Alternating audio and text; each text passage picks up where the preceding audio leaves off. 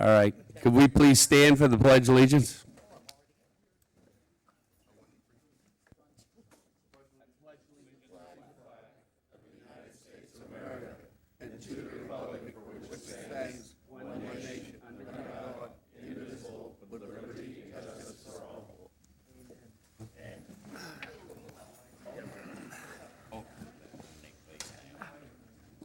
Roll call, Russell, please. Councilmember Schroeder, Here. Councilmember Fisickelli, Here. Councilmember Jablonski, Here. Vice Mayor Bright Cruz, Here. Mayor McKay. Here. We have a quorum. We have Louis Cologne, Purple Heart City designation. Just a minute, we'll have him up. Prior to that, we're going to have a little video shot related to the car show. So if you all bear with us. Any sunblock?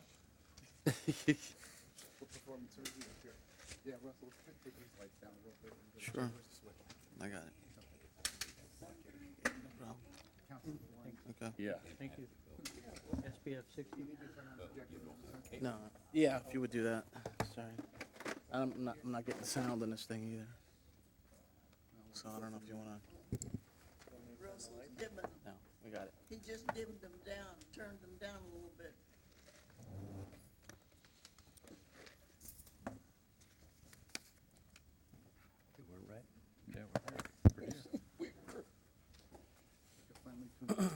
I was going to say, you guys got to be ready. Just need a minute here.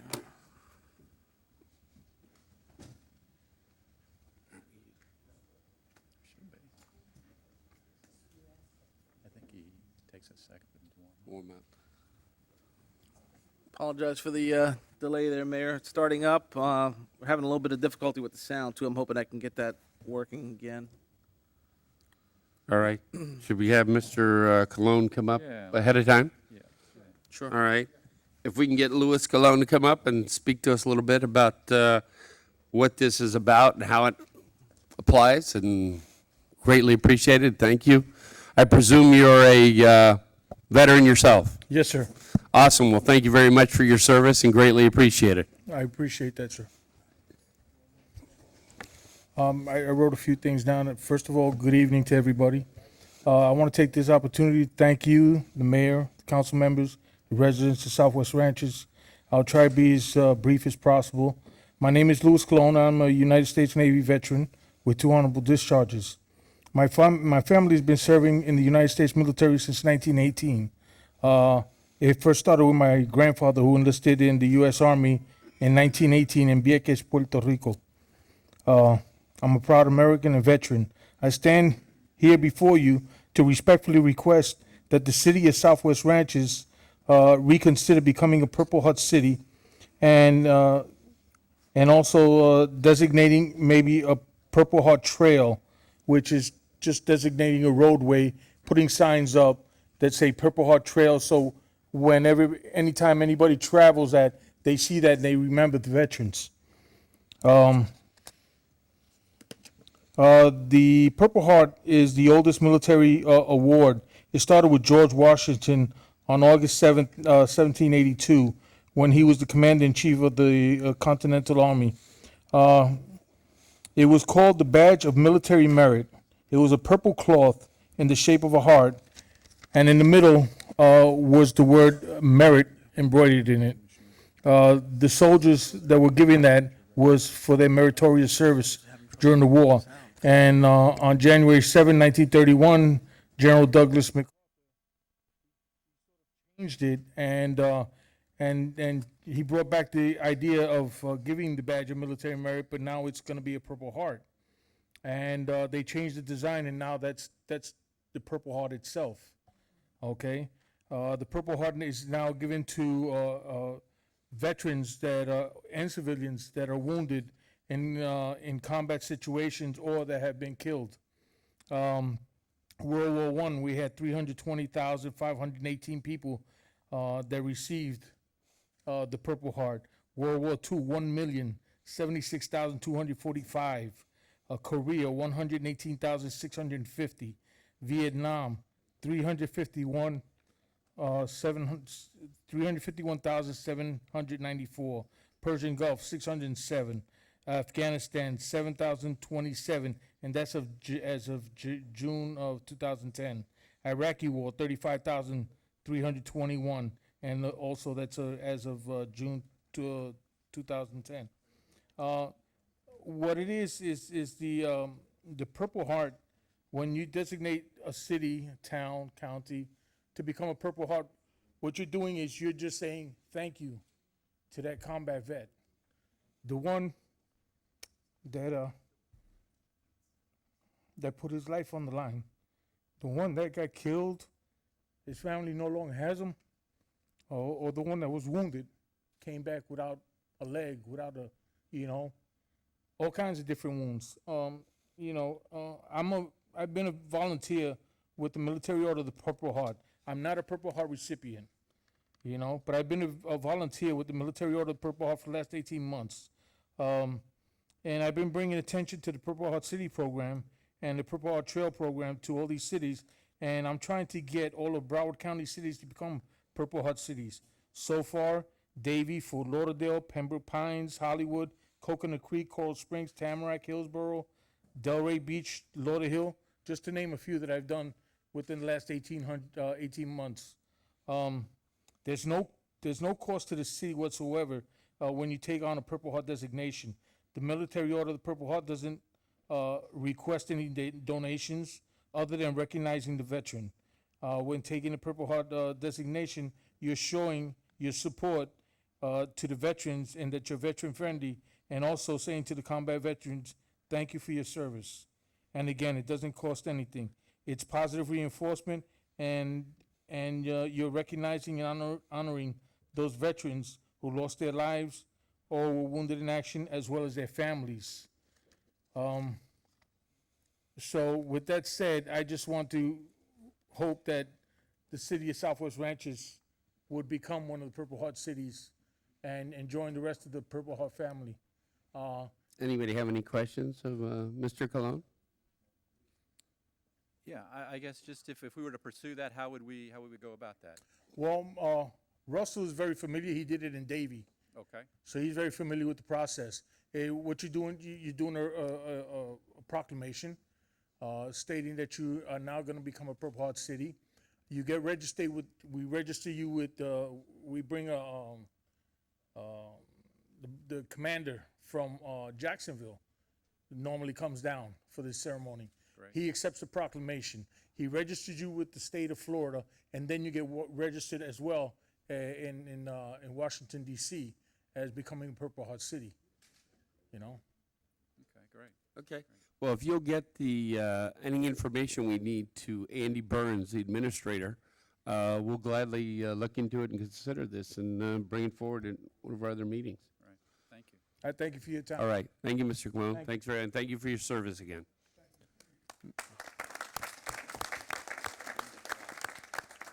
All right. Next proclamation, Mayor. Next proclamation? Okay.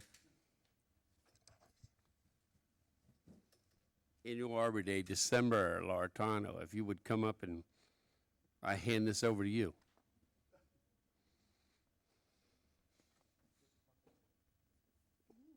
Who's got it?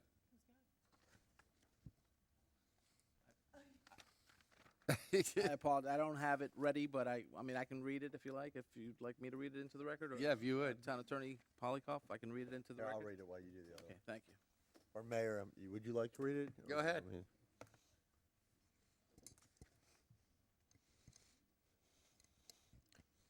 All right, proclamation on behalf of the town of Southwest Ranches, Florida. Whereas in 1872, Sterling Morton proposed to the Nebraska Board of Agriculture that a special day be set for planting of trees.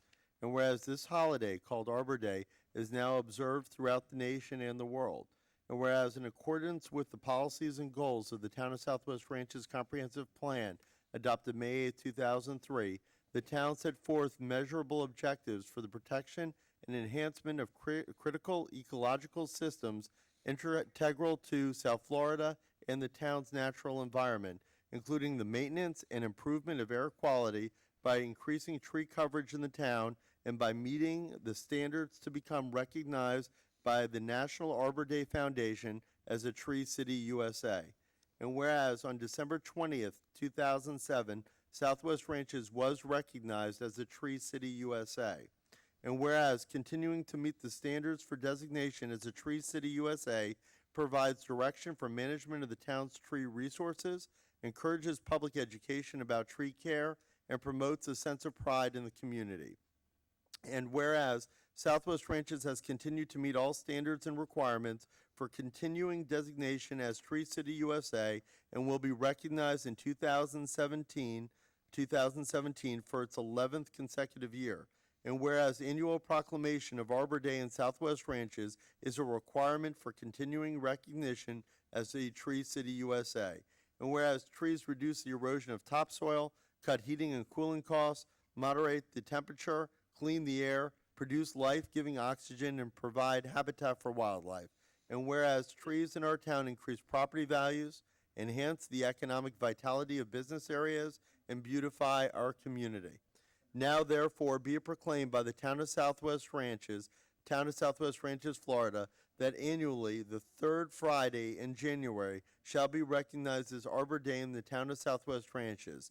Further, the council urges all citizens to celebrate Arbor Day, to support efforts to protect our tree resources, and to plant trees to gladden the heart and promote the well-being of this and future generations. December, do you want to say a few words? You know me better than a few words. Yes, I'll say a few words. Glad to continue to have the obligation to do a proclamation because it gives us all an opportunity to recognize Arbor Day and recognize the importance of trees in our community. And this council has always supported that effort. It's in our comprehensive plan. The staff is glad to do everything that we can to improve and enhance what we do for our community forest. One of the things that's coming up in 2017 is a series of educational articles helping people understand the importance of trees and proper tree care and maintenance and different species of trees and celebrating people who have, exemplary trees and that sort of thing. So I'm looking forward to that. The first article will run in January's newsletter. And we'll also have our annual Arbor Day celebration on this January 20th that is referenced in the proclamation. It's a little lunch thing, so anybody who's free to make it on Friday, January 20th, we'll have it right here at Town Hall. We'll do a little talking about trees, eat a little something, plant a ceremonial tree, and wish each other well on a lunch day. So that's it. Thanks all. Awesome. Thank you, December.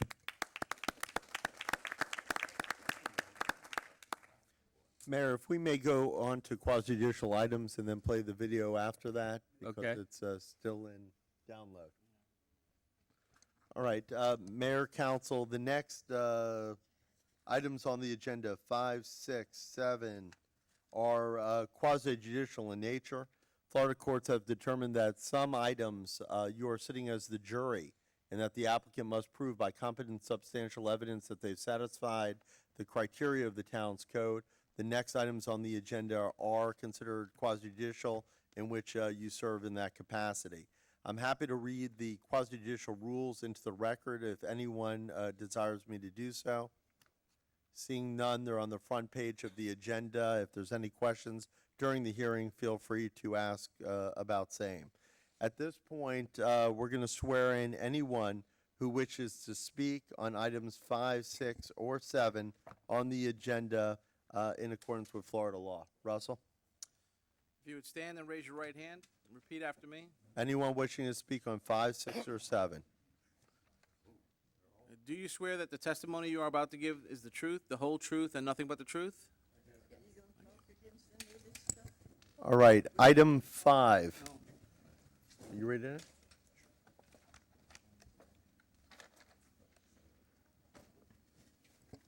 This is a resolution of the Town Council of the Town of Southwest Ranches, Florida, approving the Akai Estate Site Plan, application number SP 57-14, to construct 16 single-family dwelling units within the Tara Plat, located at the southwest quadrant of Griffin Road and unimproved Southwest 184th Avenue. Authorizing the mayor, town administrator, and town attorney to execute any and all documents necessary to effectuate the intent of this resolution and providing for an effective date. Russell, with no objection from the applicant or anyone in the audience, if you could read item 6 in the record too, because items 5 and 6 really go hand in hand. So we'll do two separate votes, but they might as well present everything at one time. Certainly.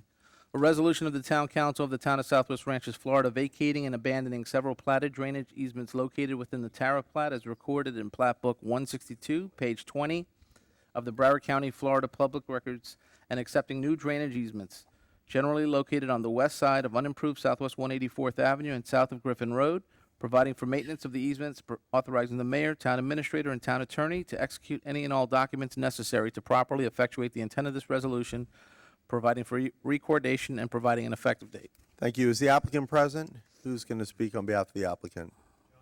John, if you could just come to the microphone, state your name, your address, that you're here on behalf of the applicant, that you've been sworn in.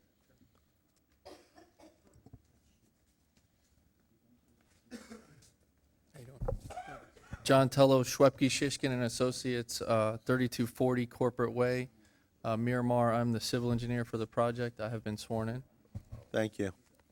Good evening, everybody. Alex Yocana, Calle Estates LLC. And you've been sworn in? Yes. Thank you. Has any council member had any ex parte communication concerning either item 5 or 6 on tonight's agenda? No. With some residents I have had. And generally, what was the discussion? They just wanted to know if this was similar to what was brought up last time. Okay. Anyone else?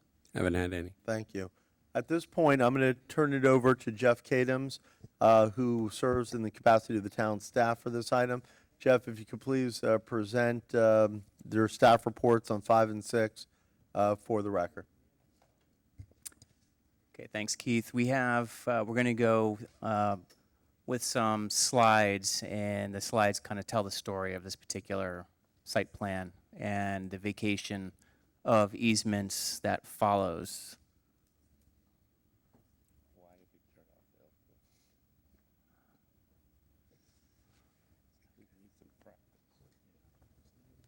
Not happening for us tonight?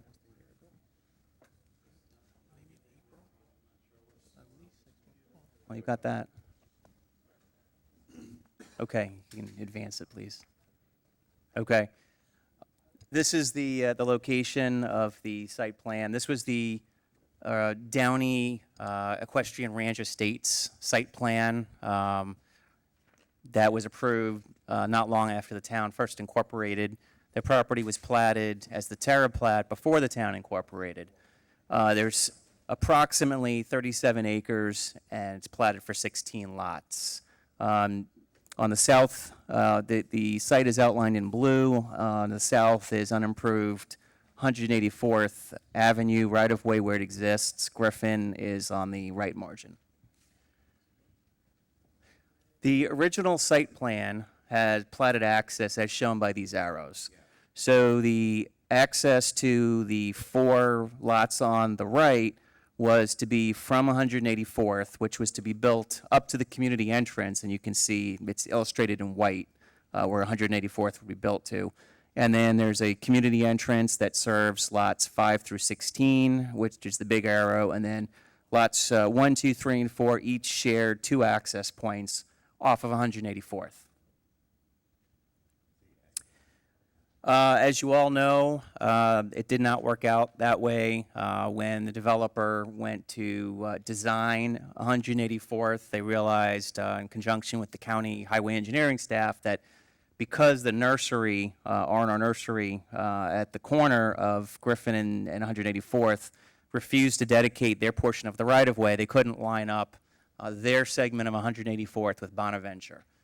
Therefore, the town staff and the mayor had worked with the developer and the county and come up with a temporary access arrangement until such time as 184th gets built by the county. And that access arrangement is shown in red, using the access driveway to the church on Griffin Road with about a 225-foot driveway within the Griffin Road right-of-way behind what will be left of the berm, backtracking to a new an extension of the internal street within the subdivision. So the existing street gets extended north all the way to Griffin Road and then accesses Griffin Road through the driveway of the church. The community entrance that was platted for 184th will just remain green at this point until 184th is built. So that's a temporary access scenario. Once 184th is built, this will be the permanent access scenario. So you can see 184th would exist in red. The platted community entrance will be the community entrance. The temporary entrance off Griffin will be eliminated and the right-of-way restored, and the street that was extended to the north to serve those other lots ends in a cul-de-sac.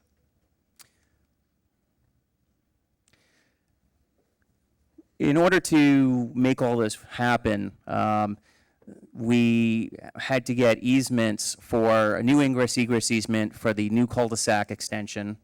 There's a separate turnaround easement, and the ingress-egress is further divided into the permanent portion, which is in solid red, and the temporary portion, which is in broken red outline. So there are a lot of moving parts to make this work, and the conditions, the recommended conditions of approval reflect that. Just a lot of agreements and dedications and whatnot required to make all this work. But this would be the future permanent access scenario, and the stuff that you see in red broken lines would be extinguished at that point in time, and that access would be closed. An equestrian trail is provided with the extension, and there's the 50th Street right-of-way, which is unimproved, comes right up to the plat, in between the church and the plat, and the site plan provides for that equestrian access through to 184th, as you see here. So we'll traverse, I believe it's a lake maintenance and utility easement, where the lake will be before it jogs along the future access drive to 184th. As Keith mentioned, there's the item number 6 is a vacation of various easements and dedications of new easements. There are several drainage easements that already have been vacated through South Broward Drainage District, and these easements were dedicated to South Broward Drainage District. But some technical language in the dedication also provided for public road drainage, and because of that, this is before you to vacate the remaining public interest in these easements. So you can see most of them are side lot line drainage easements to the left, and then there's a drainage easement, a 50-foot drainage easement that runs along lots 1 through 4. Next, please. These are easements that would be dedicated in their place. John Tello, on behalf of the applicant, will explain how the new drainage works, but changes to the access, the fact that 184th isn't being built by the developer anymore, but will be built in the future by Broward County, and restrictions on drainage into the C11 have all played a role in requiring a new drainage schematic here. So the canal stays for now on the property. The developer is deepening it and widening it a little bit. You can see that there's a 20-foot additional drainage easement that is being dedicated immediately adjacent to the canal on the west side of the canal. You can see there's a new 36-foot drainage easement being dedicated on the opposite side, which is facing up, but that's the west side. And then you can see that there's another drainage easement, which is really an ingress, egress, utility, and drainage easement, as well as a turnaround easement being dedicated on the tops of lots 1 through 4. And it's because there was a 50-foot drainage easement running through lots 1 through 4 that is now being replaced by an ingress, egress, and drainage easement that we're not changing the effective lot size of any of those lots because the drainage easement would not have been calculated in today's net lot area requirements, and the road/drainage easement is taking up the same area. This is the final schematic of easements that are going to exist on the plat.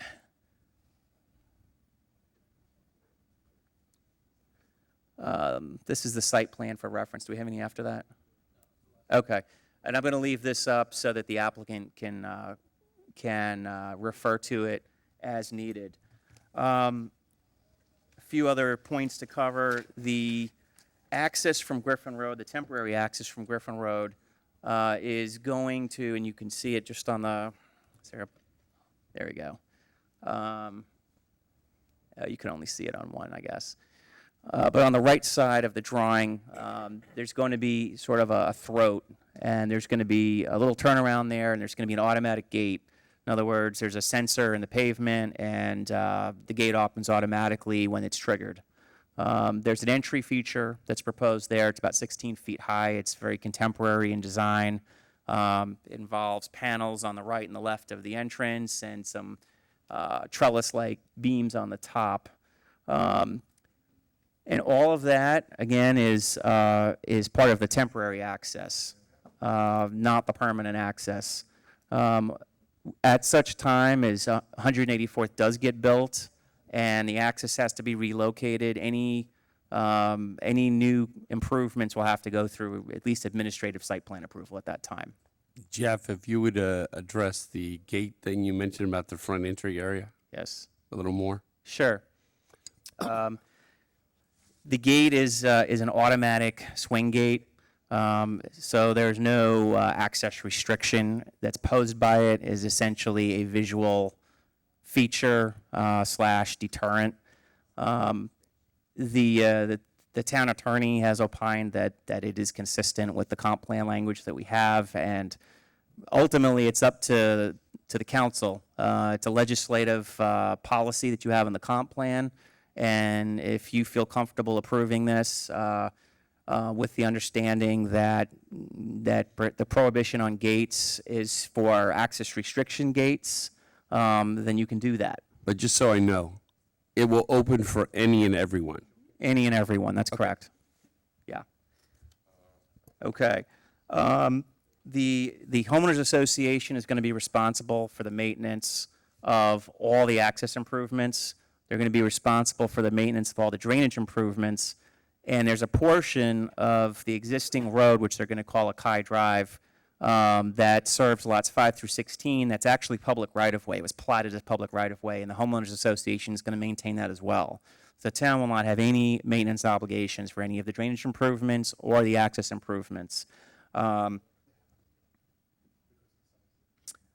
are recommending that if the council approve this item, that it do so subject to conditions A through L, which I'm going to summarize as, first of all, approval of the vacation application and the rededication of easements, which is the next application. The dedication of the ingress and egress easements that are needed to make the temporary access happen. Legal documentation, whether it be through the HOA docs or separate agreement as determined by the town attorney's office, providing that the HOA is responsible for maintaining the public right-of-way within the plat. Final approval of the HOA documents by the town attorney prior to their recordation and prior to first building permit for principal building. And I'll note that the town attorney's office and my office have reviewed the draft HOA docs, and they've been revised, and they reflect all the things that we always look for, including no curbing, no sidewalks, no streetlights, and all the prohibitions on restricting animals in a more restrictive way than our code already does. Providing a certified cost estimate for all on-site improvements and recording a notice to any future property owners that until such time as there is a bond in place, that this site plan was approved subject to that condition, and that there are substantial improvements that would be required before building permits can be issued. And then a few acknowledgments in terms of South Broward drainage approval required for planting and drainage easements, and the Drainage District will authorize most of the types of plantings, if not all, that they have proposed. Broward County Highway Construction and Engineering Division approval for all items in the right-of-way. They have to approve the final configuration and specs for the temporary drive, access drive within Griffin Road, as well as any signs, landscaping, everything. Construction of any models and associated signage and parking and any construction trailer would require administrative site plan approval. Same for reestablishment of the signage and any entrance features at the permanent entrance once 184th is built. And finally, that the applicant's responsible for cost recovery for legal services provided to the town. And that concludes our report. Thank you. Any member of the town council have any questions of Jeff Kadims at this time? I have some questions, but I'd like to hear what they have to present first. Sure. Jeff, just for clarification, the record, all the roads within this community, the main roads, are privately owned, privately maintained, but the public has an easement over them. The existing streets are actually public. They're public right-of-way. That's what I said. It's They're actually public. right-of-way. Right, but they have the responsibility of maintaining them. That's correct. Okay. All right, John, Alex, would you like to add anything? No, I think Jeff did a great job. We're here to answer any questions that you have. Do you have any questions of Jeff? No. Okay. Commissioner Schroeder? My first question is the gate. I'm not quite sure what the purpose of the gate is. Why do we need a gate? Basically, I don't know if you guys remember, but basically last meeting, which was about a year ago, we actually did not have an access to our property. So we actually had to work with the town and also with the different county traffic and everything to figure out a way to actually find access to our property. The fact that we're actually having to go through Griffin Road, which is a street that has so much traffic, I mean, we feel that there is a need of having some sort of entrance feature. The gate will never basically deny access to anybody. It would actually open to everybody. It's just basically having some sort of sense of security, pretty much. Well, we're really not a gated type community. It kind of sends a negative signal. My understanding was that there's going to be some type of security camera to take a picture of the plate. And if you have a nice entrance, you know, and your cameras are there, they have camera systems today that will pick up a car going through. But with the gate, it's going to, a lot of people are going to think it's gated. You know, as far as security, I mean, that to me is kind of like, you really don't have the security. If they can just drive in, then there's no security. So your thought process is to put the gate up so that people think that they can't access. And that's kind of not what the town is all about. We've done this in the past, and Councilman Schroeder, Councilwoman Schroeder, may I jump in here? yes, go ahead. In our previous meetings that we had about a year ago, that was a big topic of discussion, that they felt they needed it since they open up right onto Griffin Road. And there's going to be a big turnaround around in that area for the temporary access. And since it's an unrestricted gate, it opens at all times. And it also has equestrian trail coming through the backside. It's not really counted as a gate per se. It's more of an entry feature than it is anything else. But it still sends a signal, and that's their thought process of making people think that they cannot get through, even though there's no we're being denying told. that's a reality. But that was what they wanted for security to develop that site. And we had previously all agreed to that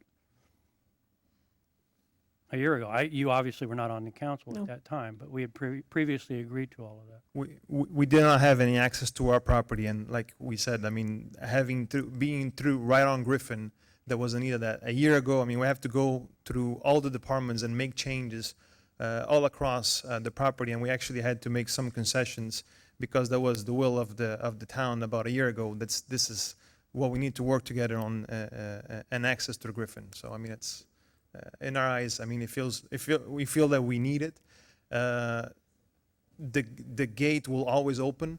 It provides us a 5-second delay, so we can take a clear snapshot of a license plate, for example, and be able to identify the cars are going in. And I appreciate that. But like I said, with the camera systems today, I mean, you really don't need it. Mayor Doug McKay could probably shed more light on how fast these cameras really are, and the fact that there is a gate sends, to me, kind of a negative type thing that this is more of a gated area than, You also realize, Councilwoman, that this is a temporary entrance, and there's no permanent gate, and no permanent gate once 184th is built. so the gate will go away? Yeah, all of that whole front entrance disappears when 184th is being built. It gets moved down to between Lot 4 and, I think it's Lot 4 and 5, if I've got that right, Okay. and that becomes a cul-de-sac. So the properties themselves might install their own gates onto their own properties. That is correct. Councilmember Schroeder, just to remind everyone what occurred here, originally, we only approved them to have access on 184th, okay? When that became a non-reality, the council determined, and it was about a year ago or so, the council determined that they only wanted them to access it on Griffin Road until such time as 184th was properly aligned so that it would be a safe transition into the community, thinking that 184th then would continue down and be fully constructed. They agreed to the change, which probably took them a year to make the change, And a lot of money. provided that the town agreed to allow them to install that security access so that, as you said, it looks like a gate, even though it's not a gate, because it's right on Griffin Road. It's the main turnaround on Griffin Road. They're building a complete turnaround on Griffin Road at that location. And as a result of that, they went through a year-long process based upon what the town asked them to do. So this was unfortunately previously debated. The council can do what it wants, obviously, but I just wanted to give you history here that this item was decided, I think, a year ago or more. Do you remember when you were here from that? We got approval from Broward County, which, obviously we had to get approval from you guys first. So it was in November of last year, so it's actually a little bit over a year. So that's what happened. Thank you. Any other members of the council have any questions at this time? I do have just a quick question, and actually it's about that picture that's up there right now. When that is completed, that red line is also going to go to the cul-de-sac to the south, correct? I mean, that's going to still be a That's right. road. Yes. Okay, so it just But it won't just a connect little to Griffin confusing that anymore. it wasn't filled in. Yeah. Okay. I just wanted to make sure the access wasn't coming off of 180. Correct. Any other council members have any questions at this time? Seeing none, what we'll do is we'll call on the public and then let you answer any questions and comments. Anyone wishing to speak on this item has 2 minutes. State your name, address for the record that you've been sworn in. Bill Hollingsworth, I have been sworn, 199th Avenue. I would like to read to you, as Chair of the Comprehensive Plan, Flu Policy 1.2-D, to enhance the public safety by ensuring efficient access by emergency vehicles, as well as to protect the town's rural character. The town shall restrict the gating of subdivisions as follows. For subdivisions of 4 lots or fewer, a shared private access road, but not a public street, may be gated. For subdivisions of more than 4 lots, but less than 40 lots, which this falls into, gating of a shared access road shall be prohibited. Can't anyone understand this? It's in English. For subdivisions more than 40 lots, gating of a shared private access road, but not a public street, Thank you. may be permitted only upon unanimous vote of all members of the town council and where provisions of the town code have been satisfied. Why are you talking about this? It's not allowed under our comprehensive plan. If you wish to change the comprehensive plan, you may put a gate of any type you want wherever you want. But as long as a GATE of any shape, form, or manner, it is prohibited. Does that make any sense to you? Get on the program. Now, the second part. The easement, drainage easements, the 20 feet that they're dedicating, were on 184th. Make that part of the multi-purpose trail system also. Now, at this point, thank you. Thank you. Any other members of the public wish to speak on this item? He wants to know if I want that. Bob Hartman, 5441 Southwest 198 Terrace. I told you guys years ago I made a policy never screaming at you. You know, when this came around last year, I was opposed to a gate, and I'm still opposed to a gate. And I'm glad Newell brought up what he did. Elections happen, people change, we get new blood on the council and new ideas. And I'm glad that Dee is bringing this up because our character is not to have gates. And I don't care whether it's going to be opened by some automatic opener or what have you. You're right, Dee. When somebody drives down the road and they see a community with a gate in front of it, they're not going to stop to try out the gate. It's a gated community. Now, I really hope that you stick by the comp plan, which is supposed to govern your decisions. Doesn't matter that the council, you heard it from council, it doesn't matter that the council felt one way last year. I appeal to you to remove the gate because why shouldn't 198th Terrace, one way in, one way out? And I think we're above the constraints. We should be here for a gate next, and how could you decline it? I don't understand this. I mean, we allowed one gate in for a very, very specific reason. I will fight against additional gates anywhere else in town. I think it's outside of the character of our community. Thank you. Thank you.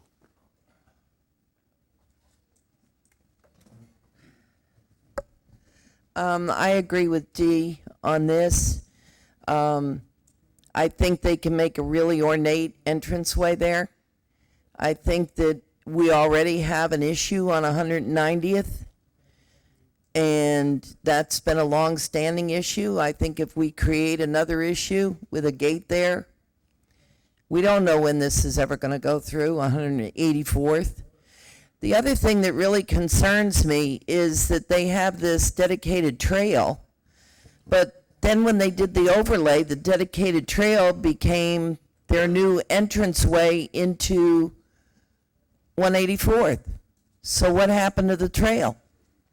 That trail, if we can connect it going west, will hook up to the backside of the park out on 190th.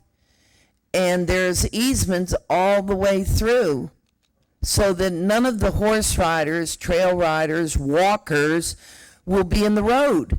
Right now, all those properties west of 184th are 1 acre, no sidewalks. Anybody that walks has to walk in the road.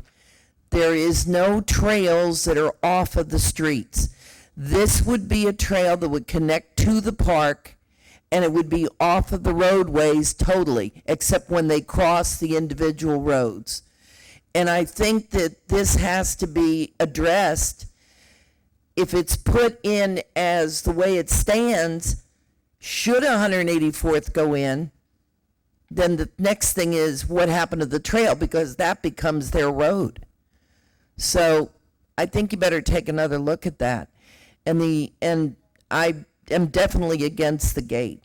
Whether or not it opens, closes or not, it sends a loud, clear message.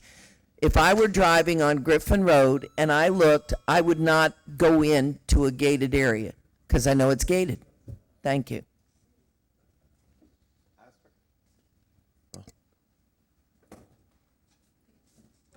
Astronaut, 5480 Southwest 178th Avenue. I have not been sworn.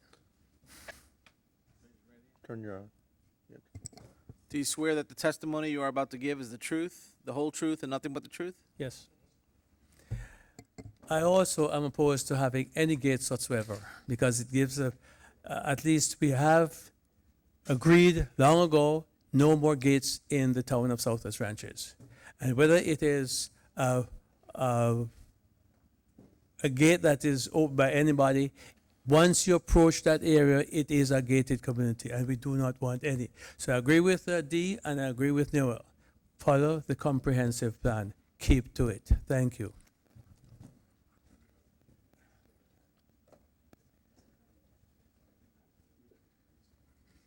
Hi, Matt Tavtigian, 18310 Spring Road. I just wanted to thank, Jeff Nelson isn't here, but thank you, and to the City Council for getting this much improved site plan. It's vastly better than the old horrible Terra Plat.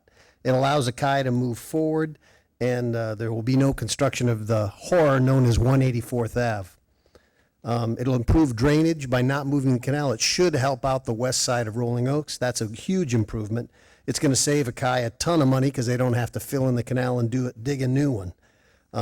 Save a little more money. That little section of Akai Drive between Lake 2 and Lot 5 should be deleted as well. There's no need to put that in because 184 is never going in.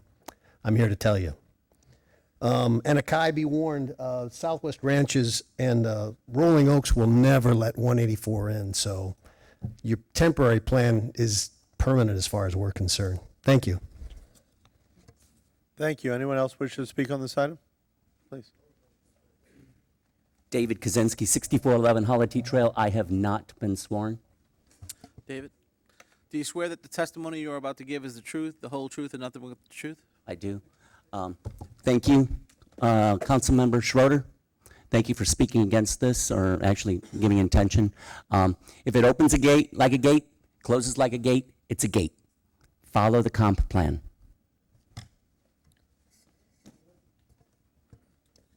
Frank Espinosa, 5000 Southwest 186th Avenue. Didn't catch the last gentleman before this one's name, but I think he hit the nail on the head because you're indicating it's a temporary gate. We've had the conversation of 184 Avenue. I now sense the pulse of Rolling Oaks, which they're indicating it'll never come in, meaning they'll probably act like the protesters in North Dakota, standing in the middle of the tractors trying to take down and make 184 Avenue. We all know we have an issue there. I've had this conversation many times. When I feel for the developer because I think at the end of the day he bought a dud, and no pun intended really. But this temporary gate fix, or this temporary, as Commissioner Gary says, it's a temporary gate. I found 184 Avenue on the MPO plan for 2040, as I've said to some of you. 2040, sorry, I don't mean this in any way, but many of you will not be around. 184 has to come in. I now feel where the fight's going to be. The county has to bring in 184. This gentleman's entrance to his nice parcel, large parcel, should be off of 184 as he once envisioned it. And it's really the correct entrance. 180 Griffin Road at 185 Avenue, when that person is ready to turn in and make that left to go into their community, tell me, on a Sunday at 1 o'clock in the afternoon, how's it going to look? Not good. On a weekday, or on a weekday, any day, 7 a.m., 5 p.m., not good. So we know those issues. The traffic light was intended there. 184 is intended there. 184 is on your comprehensive. It's a little straight line by somebody's handwriting, but it's there. It's on the MPO plan 2040. Let's grow some chutzpah. Sorry, not to anyone personal, but as a city, as a town, let's grow some chutzpah and let's create 184 Avenue. And I understand that some residents will fight it, but some residents will support it. Thank you. Thank you. Anyone else? And again, the item on 184th is not on the agenda. We're speaking to their. I understand it's not on the issue, but it's the issue. As far as I'm concerned, I'm affected. Frank's affected. It's unimproved 184. All right. Understand, but All right. Unimproved. 184th All right. itself is not on the We need to agenda. build the road. Everybody's been playing games with us. Jim, if you're going to not talk about this site plan, we're not here to talk about I'm 184. talking about the site plan. If the site plan is designed to be temporary permanent, like I just felt, okay, it means it's not temporary. That's the dilemma. Doesn't that make sense to you? It seems that you guys are all in on this, is what it sounds like to me, and what everybody perceives as the truth is the same thing. Anyway, that's my story. Thank you. Anyone else?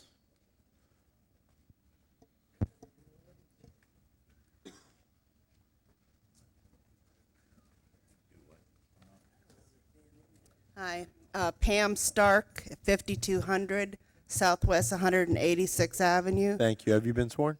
No, I have not. I'm sorry. If you would raise your right hand.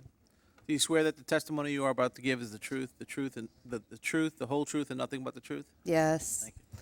I've lived in this property for 30 years. This plan would back my lot. My biggest concern is the drainage easement. I flood right now, so I would hate to think what this could do to my lot now. So I guess I'd like to know what kind of guarantee it's not going to make it worse, because it's already bad. So. Thank you. Anyone else wish to speak on this item? Anybody have a laser pointer? I could borrow a second. Right behind you, I think. How about, no?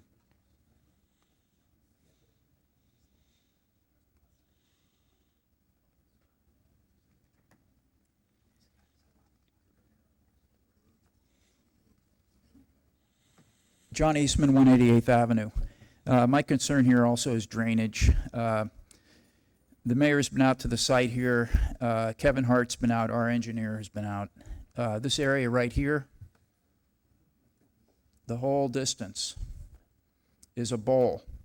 It has no connection to anything. It only drains by percolation. The canal that runs here has a road on the west side of it, so the water can't get underneath to the canal for positive drainage out the 172nd pumps. That's our goal, is to connect this whole bowl here with the positive drainage we have to the east. And it's unprecedented for South Broward to agree to that, because historically everything from here west has always traveled west. But there's no way for the water to get out across 186th Avenue. So this nursery went in here about, I'm thinking 12 years ago, and they filled the entire lot. They have no drainage management area. The church here has a very large parking lot. They have no drainage for the parking lot, no percolation for on-site. So the water from this whole quadrant here goes down and pools in these neighbors' backyards. And this last summer, there was up to 3 feet of water in these backyards, and it has nowhere to go, and it's a mosquito pit the whole summer. And it pretty much goes that way all the way down to the Summerlin's house. Ray Summerlin talked the drainage district into putting a pipe in, and it solved their problem a little further down. But this area here is a bowl. And just so that this developer knows that, you know, we're going to need to fix this.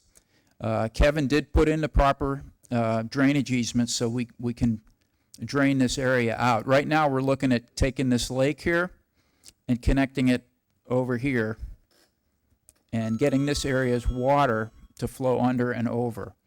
It takes money to do these things. But these neighbors along this area here are severely stressed right now. And I just want to make sure that whatever moves forward with the plat here, we have these future needs in mind, because I would like to see something in the next couple years get done to relieve this problem. It's not a high dollar fix. You know, it's just a few feet of pipe. We've blown our wad this year and next year with big projects, so there's not a lot of extra money. But just ask the council to please keep this in mind, as you know, these residents were left out years ago. You know, so that it's a very bad situation there. Thank you. Thanks, John. Thanks, John. Anyone else wish to speak on this item? Seeing none, public session closed. Jeff Kadams, do you have any final comments? No, not for me. The applicant, Alex, John?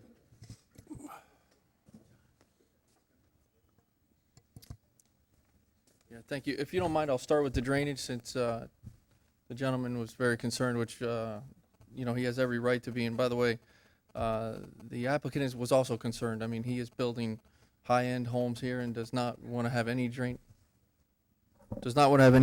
issues. Can you hear me? You could lift that up higher if you Okay. So the design and the reason that we are asking for vacating some easements and rededicating additional easements is because the way the project was originally platted, it had very large easements in between the lots and small easements adjacent the neighbors. It kind of worked out nice, because what Alex, his design of his houses are longer houses. So what happened was I couldn't build we couldn't build his house with the easements. So what happened? I met with the drainage district. I met with Kevin several times. He explained his concerns of the adjacent neighbors. So the first thing that we're doing is we're improving the canal. We are widening and deepening the canal to give a better conveyance of the canal. Second, the new easements that we're doing are actually adjacent the properties to the west and then adjacent the canal. So what'll happen is we're going to create those easements are for retention areas. I'm sure everyone here is familiar with retention areas, but so what happens is actually we create a place for your water to stack up. It'll then flow underneath the roadway. Then we're adding a total of close to 10 new drainage structures that will directly connect to the canal. So the entire purpose of the drainage system is to flow water through our site into the canal and then out into the stormwater management system of South Florida Water Management District. So I believe that we are going to improve the drainage of everyone in the area. In addition, Alex also had some concerns, and Akaya Estates, the applicant, also had some concerns is, okay, on small rainstorm events, so these are your, half-inch rainstorm events, am I going to have soggy grass? I don't want soggy grass. I'm building very expensive homes. So he has also come to me and said, look, it's not required by the drainage district, but I would like to install small pieces of French drain to help try to dry out the grass as best as we can. Nothing is perfect, but I can tell you that we're going to improve the drainage system significantly for the area. One of the speakers here also had some concern about when we do build the road, the equestrian trail. Right now, we are building a 30-foot equestrian trail. That is why it looks like there won't be room for the road when we build it, but by town code, we're required 15. So when we come in and build the road, is that correct? I'm hearing stuff from, it's my understanding 15. If I'm wrong, please let me know, but 18? Okay. Well, anyways, we're showing 30, so we feel that we can fit the road and still have the equestrian trail next to the road. It's very deceiving on the plan, and I understand why she thought that way.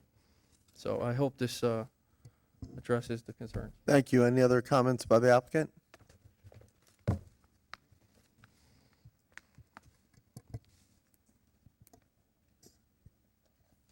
I mean, basically, it's again, we compromised about a year ago with everything that was taking place for our access of our property, and we had no option to go through this entire process and change everything to access our property to Griffin. So,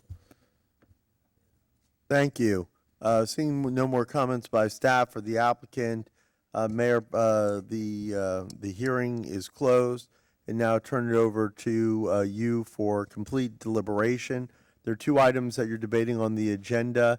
You would need motions on each item. You can do one and one, but both need separate votes, separate motions.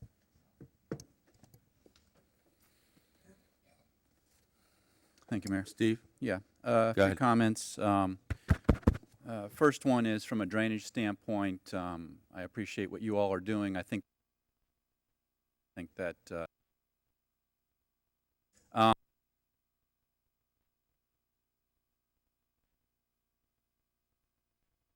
We have a blow up of 50, so that's why I feel how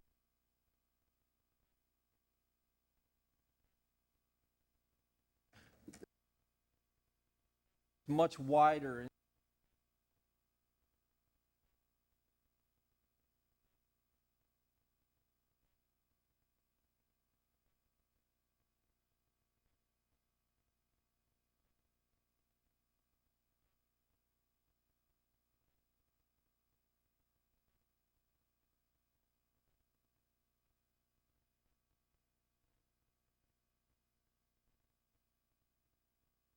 Basically, they've met everything we've asked them to do. And we okayed it. And they're moving forward with it. And they're doing it, and I feel, in a very responsible way. They're improving the intersection out on Griffin Road. They have to completely come up with whole new turn lanes. They're improving their entrance. And their entrance, basically, people are going to turn into it without realizing that that's one of the reasons they need that passive gate, if you want to call it a gate. A barrier to slow them down. The drainage aspects of it are going to be greatly enhanced in that whole area. They're putting in 2 new lakes, additional catch basins, widening the canal. They've done everything we've asked, and I can't emphasize that enough. You know, I don't think we're compromising on anything here. We've already done that a year ago. I think we need to move forward with what we have and let them go ahead and develop the area, which is their right to do that. They put in a pretty good horse trail system, and it'll be eventually be linked to 184th. And let's not kid ourselves here. 184th is a ways in the future, but it will be built. It's going to be built, and at that time they're going to have to make those changes. That's, you know, part of the whole plan. And it might be 5 years from now, 10 years from now, 15 years from now. It might be in 2040, but it will eventually be built, and that will all have to be removed and put out of the way. So, and we talked about this ad nauseum, if you recall, a year and a half ago, and we went through a very, very long process to get to this point right here. You know, and having, you know, said all that, I think they deserve what they've you know, put together, what we agreed to in our prior meetings. So. Can I join in? Yeah. Unfortunately, I think some of us didn't recall exactly how the comp plan read in regards to the gated community. I got refreshed on it when we were addressing 345, but didn't recall what it was back when we were discussing this item. I was on the council. I do remember this item. We basically, you know, told them what they needed to do, and they've jumped through the hoops. And we had already stated that if the passive gate and you can have, you know, does not deny anyone access, that it was going to be okay with us. So I don't know how we can go in this scenario under these circumstances, how we can go back on our word. I'm not happy about it, but I think we made a deal or an agreement or an understanding with them already. And I think for us to throw a wrench in the middle of it right now would be pretty bad. Well, something else that I wanted to bring together is we did vote for all these changes, 5-0 vote, which is permissible for whether you want to call it a gate, a passive gate, a barrier, a camera system, whatever you want to do, which does meet our town requirements. So I just want to pass that. It was a unanimous vote. But I don't want to, you know, I don't want to paint a false picture here. There will be an appearance of a gate, and it's probably going to be necessary with that huge turnaround they're going to have and put in there, I think. Let me ask one other. Is there going to be another site plan approval, or are we done with site plan approvals? You're done as far as. This is it. Yeah, yeah. The only other site plan approval, a modification they would ever need is to remove potentially if they wanted to relocate entrance signage and things like that for their new entrance. We're recommending that they be allowed to do that administratively, but that would be the only modification required in the future. Okay. Um, Dee, go ahead. Years ago, we all moved out here for reasons.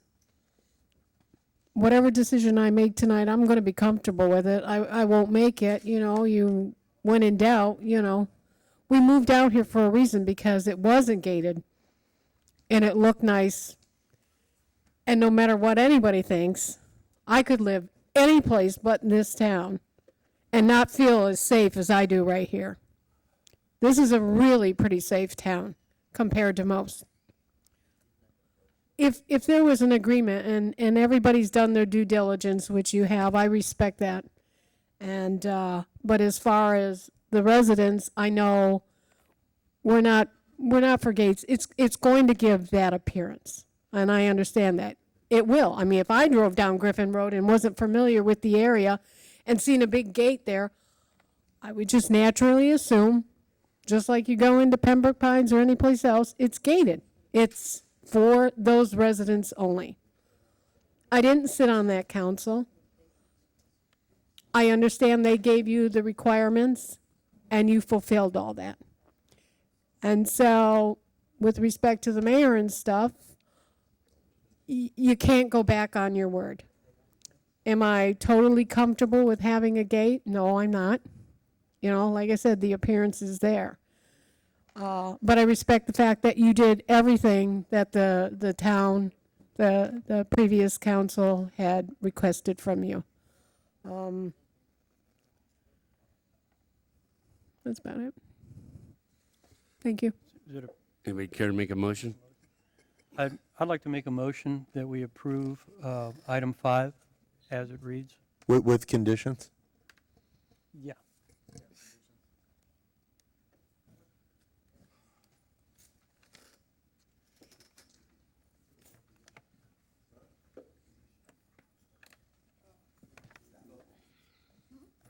Anybody want a second or kill it? I can't. I can? Yeah. I'll second it. I didn't know he could second. Yeah. No, he could he can. Yeah, he can. Could He you can't make a motion. repeat that? Oh, okay. If you want to refer to all the conditions that are in the staff report, then approval subject to the recommended conditions in the staff report. If you needed me to go through them again, I'm happy to do so. You guys want to go through them again? I can read them. Good. Can you read them again? I'd like Jeff to read them again. Huh? Could he read them again? Yes. If you look in section, page 2 and 3 of the resolution, it's, I mean, happy to read it to the record, but it's an enormous list. Oh. It's the 12 conditions that are in the published resolution.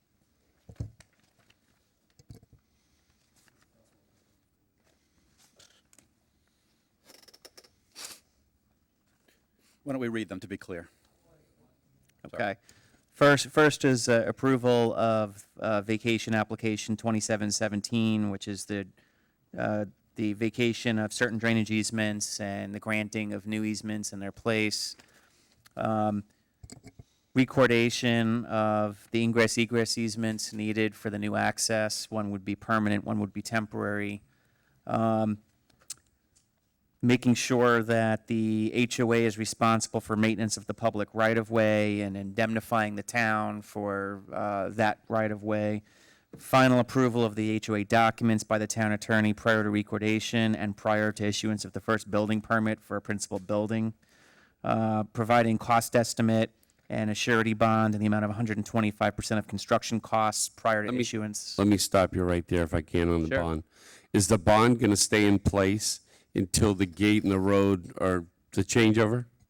No, this is for the internal improvements necessary to make the site function as it's going to be without 184th.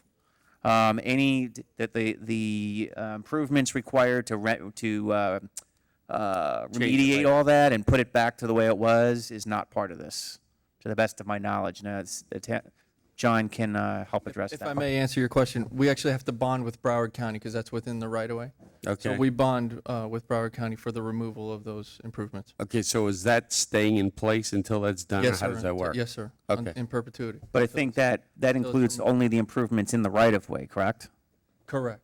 Because you're Correct. still going to have The entrance the entrance road- feature, the gate, all that stuff is not in the right-of-way. That's correct. You're correct. So there would The be private property, some- but the road itself and all, the road within the right-of-way and all that, we are removing. We're bonding to remove. Right, Correct. but the internal improvements, like the gate, the entry feature, those things would be at the expense of the homeowners association at a later date and time. The purpose of the bond is to make sure that when people buy these lots, and they get that building permit, that all the improvements necessary for drainage and access, as the condition is Are taken proposed care of. now, are in place.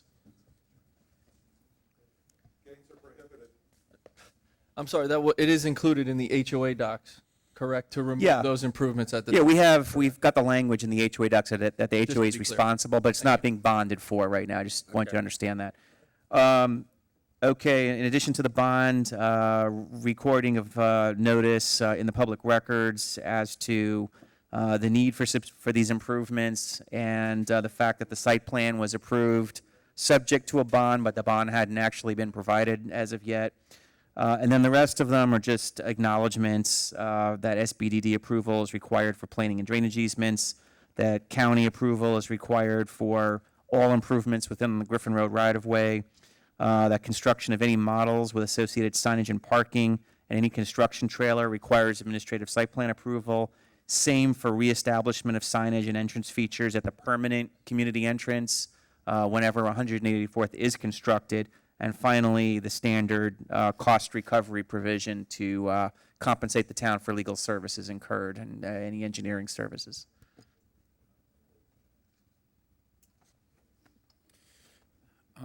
So here's my dilemma. The comp plan says we can't approve a gate. That's the comp plan. It's not a 5-0 vote. It's not. It's prohibited. For this size of development, it's prohibited. So I'm caught between what we did before, when that really, I think we could listen to that discussion, and that was never brought out, versus what it is brought out now. I can't vote for that. I can vote for everything. I think there's a lot of other ways to accomplish the same thing without a gate, but I cannot vote against the comp plan. The comp plan doesn't say whether it's an automatic gate or a non-automatic gate. It says that you can't have a gate for this size of community. I can't vote against the comp plan. I just can't do it. So I'm gonna, unless there's some kind of a modification there for that, I have to vote against. I have to.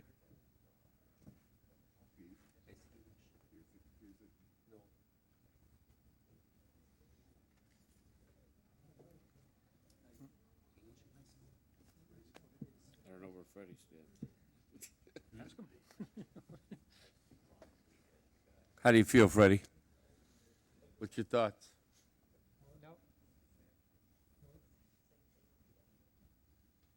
Well, do you want to call a vote and then we'll Start proceed over? from there and then start over? Sure, Or- why not?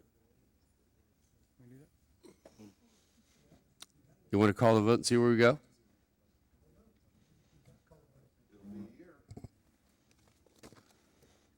Do we need to modify it? Mayor, would like- Or do we need to? Okay. I thought. Yeah, I would withdraw the motion. Okay. I'll withdraw my second. All right, I'll withdraw the motion, and then let's try to Yeah, craft let's something. hash it out. Let's make it happen. I mean, I want to make it happen, but a gate, you know, I don't. You all have done an exceptional job, and I don't. You know, this is on us. This is not on you. I get that, but the reality is that Here's a vessel. it's against our comp plan to approve this plan. Yeah, it doesn't get any stronger than that. So what I want to do is I want to work out something here tonight where you can achieve what it is you want to achieve, and we can approve it for you. I apologize that this didn't come out in the last time you were here a year or so ago, but it didn't. And at this point, it is what it is. So I think there are other options for accomplishing what it is, either through signage, through speed bump, through other traffic control options. We've been doing them all over town that are consistent with the town and do not cause us to vote against what I believe we can't vote against. So, you know, I don't know if maybe we can, table this or just temporarily adjourn it for a half hour while they discuss it a little bit and then come back. Is the only sticky point Yeah. that entranceway? Is that the only thing that's really? Only thing is the gate. Is the problem? That's it. Is it 2 gates or is it 1 gate? Is a gate in? Is it a gate coming in and a gate going out? Or what if you eliminated the gate coming in and you keep the gate for going out? It's still going to open automatically. Like I said, you know, if the comp plan said that the gates that open up automatically are exempt from this, then I wouldn't be having this conversation. But that's not what it says. I understand, but if you don't have a gate going in and you only have a gate going out. Well, I'm Yeah, I don't, you know. I'm trying to think outside the box here. Right.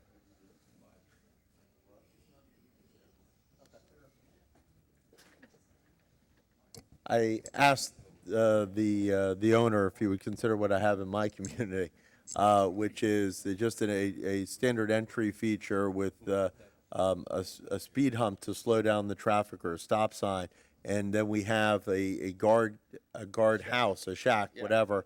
We have they're exploring putting in the new virtual guard, which just watches people as they come in and out, and what happens is the speed hump slows them down enough that it takes an image of the car and the license tag for the security that they're looking for. The owner said he'd be fine with that. So it's a Not fake happy guard- with it. I don't want to misinterpret it. So a fake guardhouse with a speed bump? Yes, a speed bump and slow down and sign. Yeah, but I mean signage or Yeah. whatever, but a speed bump, no gate, a guardhouse. It could have a mannequin. I don't know. We have them on Sterling Road, but. I mean, that certainly is acceptable to me, and once again, I apologize that we're having this discussion, but I think that certainly would be acceptable to me. All right, let's. I'm good with all of this. I was good with the original passive gate, but I'm also good with the speed bump and a Well, fake first of all, I want to apologize on behalf of this council, or most of us that were up here that made a previous commitment and agreement with you, not remembering what we had in the comp plan related to it. So I want to apologize to you for that. Secondly, Keith, if you'd clarify exactly what we're going to vote on here related to this entryway. If it's in the council's desire to go with essentially what I suggested and the applicant said, not happy but fine, would be to put a feature to slow down traffic, speed hump, traffic table, whatever you want to call it, that will be with engineering, and to enable them to modify the entrance to include a guardhouse that would enable them to either put a live guard or a virtual guard to monitor cars as they access the community. You want to? Plus the I'll make a applicant. motion to approve this item with that one adjustment and include all of the conditions that were also read in, And the removal of the gate. and the removal of the gate. Second.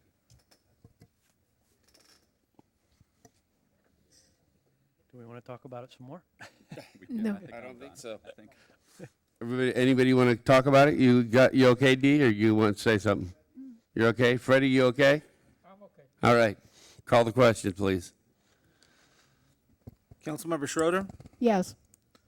Councilmember Fisickelli, Yes. Councilmember Jablonski, Yes. Vice Mayor Bright Cruz, Yes. Mayor McKay. Yes. Motion passes. You could have a motion and a second on the second item. Making the motion to approve the drainage features with any conditions that were associated with that, Did you say with conditions? with conditions. Okay, I'll second. Any questions? Call the question, please. Councilmember Schroeder, Yes. Councilmember Fisickelli, Yes. Councilmember Jablonski, Yes. Vice Mayor Bright Cruz, Yes. Mayor McKay. Yes. Motion passes. We're done. Item 7, Russell, if you could please read it into the record.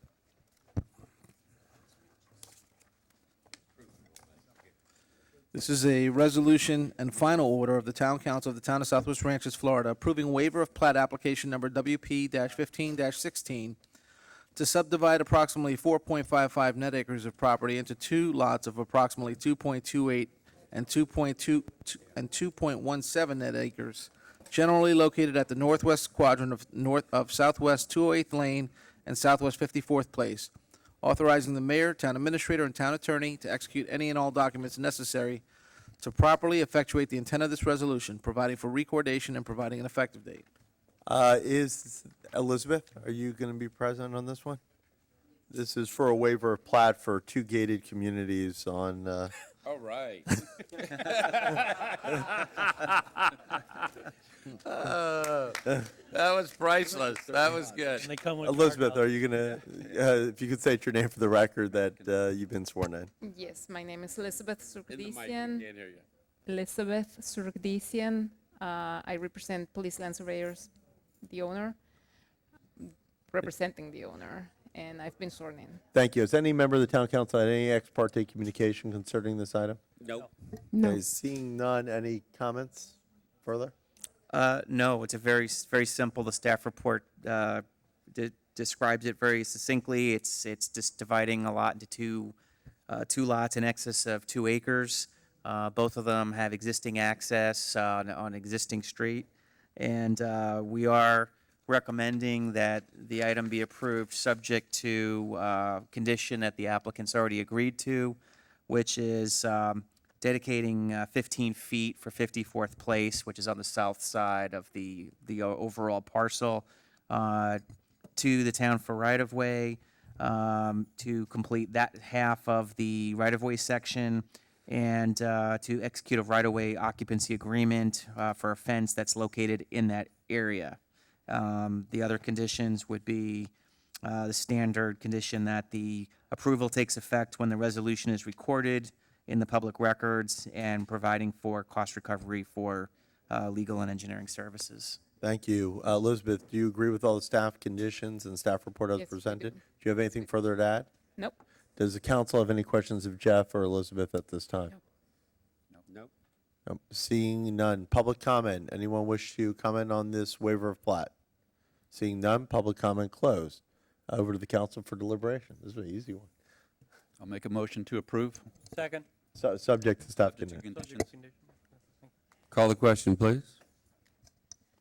Councilmember Schroeder, Yes. Councilmember Fisickelli, Yes. Councilmember Jablonski. Yes. Vice Mayor Bright Cruz. Yes. Mayor McKay. Yes. Thank you very much. Public comment. We have 2 speakers tonight. If anyone else wishes to speak, you have to give me cards at this time. 3 speakers. Anyone else?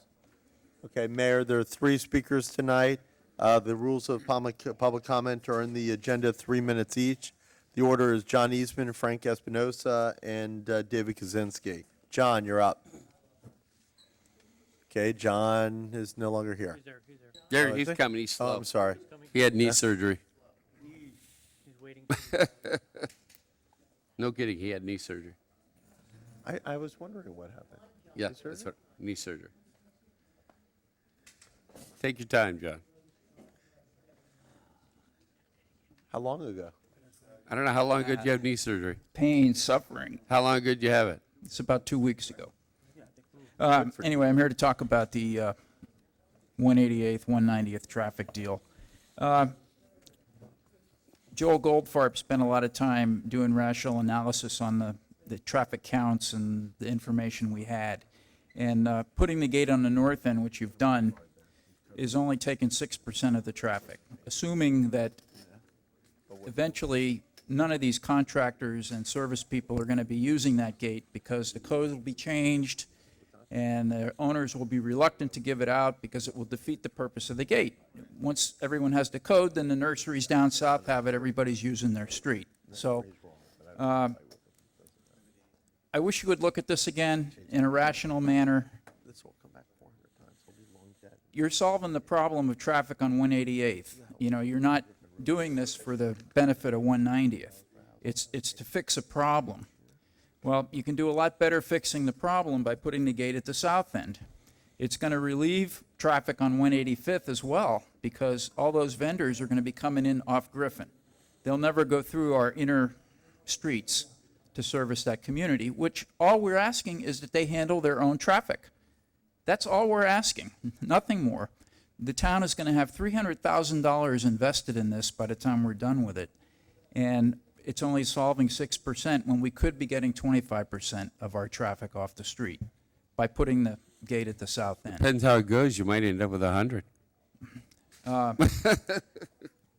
Anyway, I understand the 345s wanting it on the north end, but it's the same thing. They're cutting off 2 residents by putting it up there. If they put it at the south end, I think they cut off 3 or 4 residents. But the residents still have access because they'll have a clicker. But by putting the gate at the south end, it would just be for residents, not for the vendors. So you force all those service people in off of Griffin,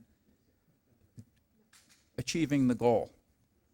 I wish everybody would look at it again, maybe have some more contact with the board over there, and see if we can do a little better for bang for the buck, because we're done with their traffic. If it was just their residents, we'd be fine with that, but they generate a lot of traffic in there. They have businesses in there, they have nurseries, and they're very needy people with services. So, it all adds up, every single bit of it, and we want them off our street. And I think the way to do that is putting that gate at the south end. It's going to be good for everybody. Helping them, helping 185th Way lower its counts, and solving our issue. I'd like to commend Robert for all the help he's given us lately with enforcement. I think we're making a big dent in a lot of the illegal operations in the area. As the hearings progress over the next couple months, I think we'll see a lot of results from that.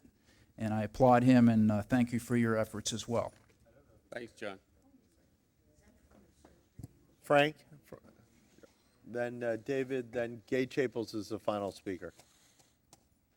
You're not up yet, Gay. Frank Espinosa, 5000 186th Avenue. So on public comment, I'm just going to continue to beat that dead horse. Sorry for the punt. I had a quick conversation with Matt outside, so I get the feeling, the pressure, the temperament of Rolling Oaks. The never is never, it's never coming. 184 is never coming. I'll take you back about 6 weeks. Trump will never be president. Thank you very much. So I know that there's still a light at the end of the tunnel, that something can be worked out. What it is, what it looks like, I understand from that gentleman that this has been a conversation even before I became a resident of this town in June of '09. I'm going to continue to kick this can down the road, if you like, to try to find if there's really, truly, this other project is going to be a temporary gate, as Gary calls it. I looked up the definition of temporary just to get it exactly, and it's just for a limited time.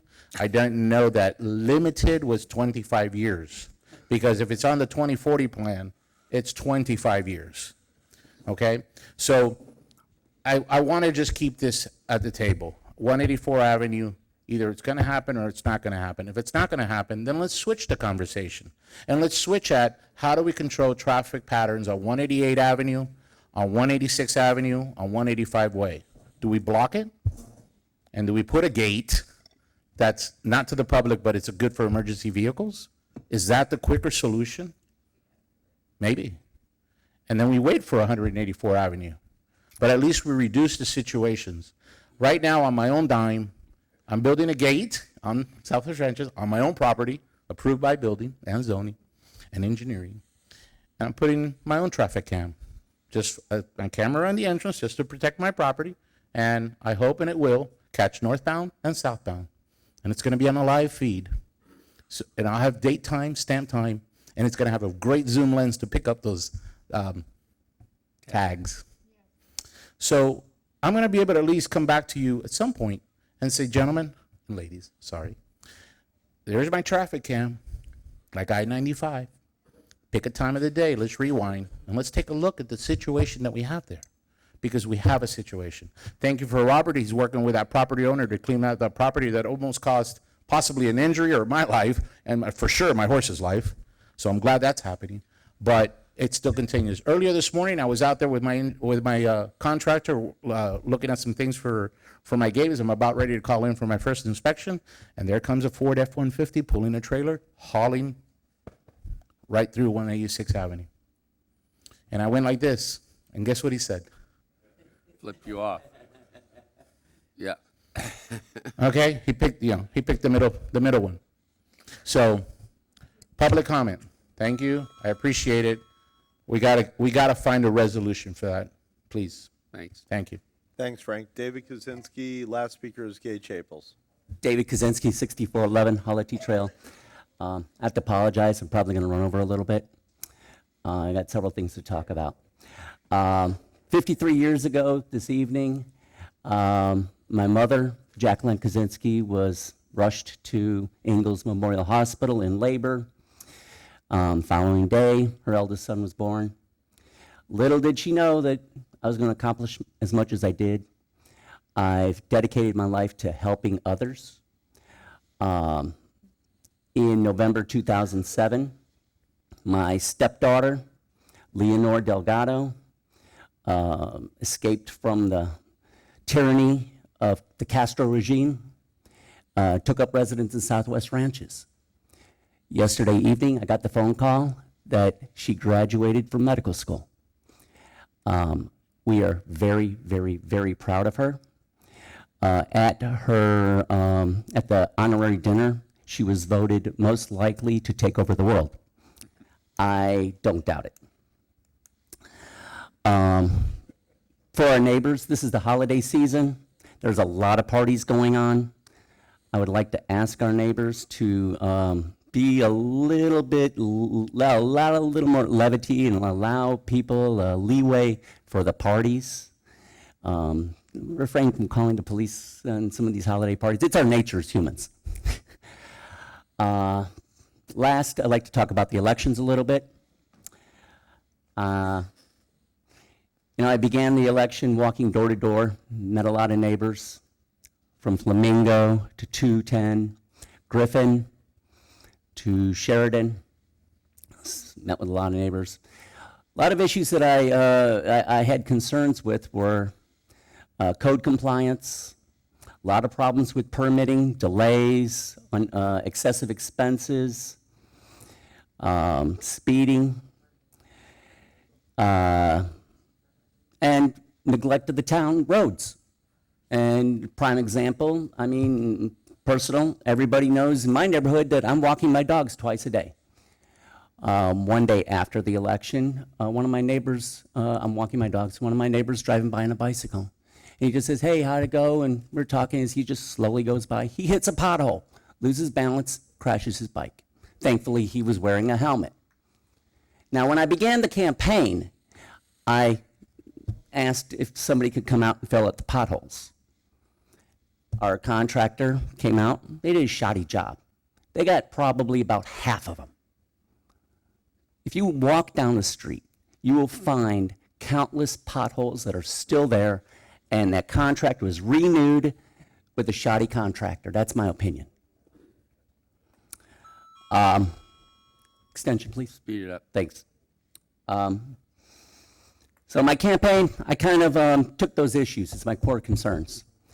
Wanted to fight for those. And it kind of reminded me of a speech that I very much liked. And it quoted Lord Tennyson's Ulysses, where he said, "I'm a part of all I've met. Though much is taken, much abides. That which we are, we are. One equal temper of heroic hearts, strong in will, to strive, to seek, to find, and not to yield." For me, a few weeks ago, this campaign came to an end. And for those who have been our concern, the fight goes on. The cause endures, the hope still lives, and a dream shall never die. Thanks.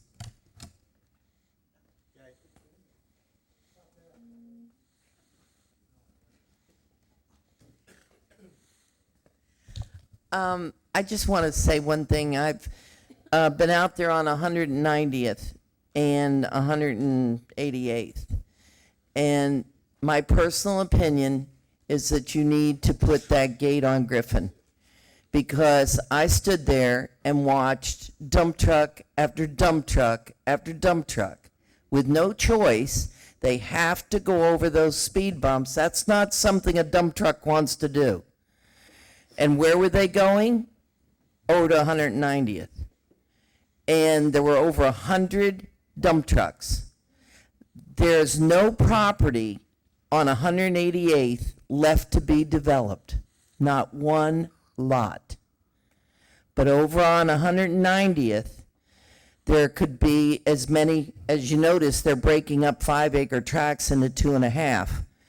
There could be as many as 10 to 15 more homes being built, and that's conservative over on 190th. I think they have put up with this kind of traffic long enough. This is a private road, private development on 190th. They can make it one way in and one way out, but they only have one choice as far as I'm concerned. Their responsibility is to be responsible for their own traffic. Not say, hey, we want the best of both worlds. We want to only come in with our clicker off of Griffin, and we want to send all of the people to the back door, the help. You're talking about electricians, you're talking about plumbers, you're talking about landscape people that go there, by the way, and are being paid to landscape their properties. You're paying about every service person is not going to be allowed to come in through the front door. They've got to go around to the back door and come in. That's wrong. It's absolutely wrong. Those people on 188th have put up with this long enough. It's done. It's over. They live on a private road. They want a gate. Fine. Put it up in the back. Nobody will come over there. I don't care to go down 190th unless I'm going to visit somebody there. But if I'm going to service them, I should be able to go down 190th and give them service and leave. I can't. I have to go all the way around, go all the way up, come back around, because I'm going to service the guy 1 block in off of Griffin. If that makes sense to you people, something's wrong. It's called common sense. I just hope you do it right. Thanks, Gay. Anybody else for public comment? We good? All right. Council member, or we got board? Where are we? Board reports? Board reports. Is Kathy Sullivan here by chance? I don't think so, is she? Huh? She's taking the night off. We've got Debbie. All right. Come on up. So Kathy couldn't be here tonight, so she asked me Okay. if I. Hey, look, I'm glad we have a fill-in. Thanks, Debbie. Okay, so I get nervous. So the Town of Southwest Ranches and the Education Advisory Board will recognize and honor our inaugural class of Ranchers of Distinction. This honor is to recognize Southwest Ranches residents for their outstanding contribution to the Town of Southwest Ranches through their business, community, volunteerism, and philanthropic endeavors. We'll celebrate our Ranchers of Distinction with an evening of dining and dancing at the Tropical Acres Steakhouse. That'll be on February 25th. And the deadline to nominate a resident for this honor, it's been extended to tomorrow. You can find a nomination form on the town's website with some other additional information, or I actually have some nomination forms here if anyone has someone in mind to nominate for the honor. And I believe the Town of Southwest Ranches is also planning to also kind of recognize these Ranchers of Distinction by annually placing a plaque recognizing the Ranchers of Distinction. Okay. Thank you. Awesome. Thank you. Any other board reports? Astor, coming up. Not much for board, but But foundation report. I still make my report. Sure. Well, we had a very successful Ride for the Ranches, or second annual Ride for the Ranches. It was well attended, and we had some good sports there by the Vice Mayor and Mr. Jablonski. Yes, in the dunk tank. And we had a great day, good weather, everything went fine. The final amounts that we have raised, we have not got yet because some of our sponsors have not turned in their monies, but we think we did a good job. And I think, thank you all for supporting it and advertising it, and we hope that we can continue to have a Ride for the Ranches every year. Thank you. Thank you, Astor. Appreciate it. Any other foundations or board reports? No? Okay. We're going to Councilmember. I'll go first. You want to go first, Gary? Yeah, I'll go ahead. I'll be brief as usual. Just, Don't miss Saturday, will you? just a few things. Say it, what? I missed I said, don't miss Saturday. Okay. Just want to mention the horse show coming up Saturday. Hello. 10 to 2, Equestrian Park. 9 to 2. I get the dates right, but the time's wrong. I don't know what's wrong with me. Anyway, it's a lot of fun. I urge everybody to come out and see it. The children are unbelievable. The little ones are adorable. The big ones really get into the equestrian aspects of it, and it's a lot of fun to watch. And if you're a photographer, it's a great opportunity to dabble in some picture taking. You know, it's a lot of fun. And I just want to mention that we've, as a public service announcement, that we've got new traffic patterns at Griffin and Dykes Road. And I would like everybody to be cognizant of that. I've asked Andy to touch on it in his administrator comments, how far we've gotten with it so far to address that. So I'll leave that I'll leave that up to him at this point. And my other comments will be further on into the agenda, so I'm going to leave it at that. Thank you, Mayor. Yeah. D, you want to go? Councilman Khan, nothing? Steve? Thank you, Mayor. A few different items. The first one that I wanted to touch on was just kind of give a little bit of an update as far as, and I always say the name wrong. I apologize. That's all right. Sequoia Church out west. What is it? Somebody say it right. Sigadoris. Thank you. Thank you. Thank you. I need all the help I can get. So we are proceeding with. Well, actually, so I won't discuss that, but I will say that from a detail standpoint, we've had continuing discussions with between Davie Police and the detail that's out there, trying to work on traffic control. I think it's going to be an ongoing process of kind of communicating that message, seeing how much it helps, and then kind of recommunicating the message and seeing how much it helps, and then recommunicating the message. So it's going to be a process, but we hear you, and we're working on that. The other thing I wanted to mention was one of our residents in town had contacted Broward County about potentially putting a traffic signal at Griffin Road and 172nd. And so Broward County, based on that request, is going to be performing a study on that corner to see if a traffic signal is warranted at that corner or not. I bring this up for two reasons. One is just to alert the public that this is going on. And second of all, if you have strong feelings or feelings one way or another, now is the time when I'd like to hear it. I'm sure all the council would like to hear it. I can kind of guess what I think the response will be, but you know, I open it up to just to let everybody know that. And then the last thing I wanted to do was just, this is our last council meeting of the year.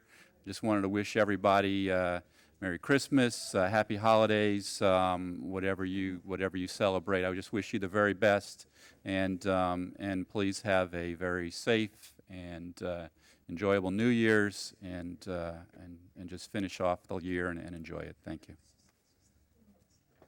Freddie back. Okay, D, go ahead, D. I too also wanted to wish everybody happy holidays. Hope you have a wonderful and safe Christmas and a New Year's. Remember, drinking and driving don't mix, and it's against the law. You'll get a ticket. I'm going to add to that, texting also doesn't mix. So, Also, I wanted to bring up is when we're ready to talk about our budget again, and I know that's going to be coming up, I would like to see some money set aside for a fund for our town to acquire maybe some lights and decorations like other places. It doesn't really matter. I mean, we can do all the holidays for everyone. It would be fine. It would be great, I think. But, you know, we kind of look a little bit boring out there without no lights or anything. And it's not a big cost, especially if these things are acquired after the first of the year.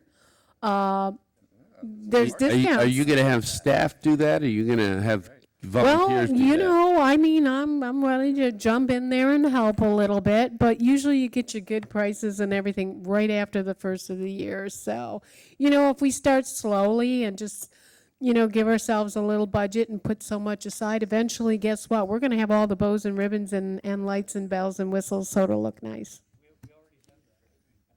Council member, we already have that. I think Andy's kind of like primed, waiting to comment. I want to let him jump in. No, I thought the suggestion was great, and I wanted to ask Councilmember Schroeder if she thought it would be even better if we could do that at no cost to the town. Because we will. Okay, at no cost would be great. We do have a resident that's been involved in that, has placed decorations in front of Town Hall previously, and we'll be doing that again this year Well, that would be We great. will have some decorations I mean, out. I'd like to see some lights on town I hall. think she was thinking of a larger scale, kind of like my house.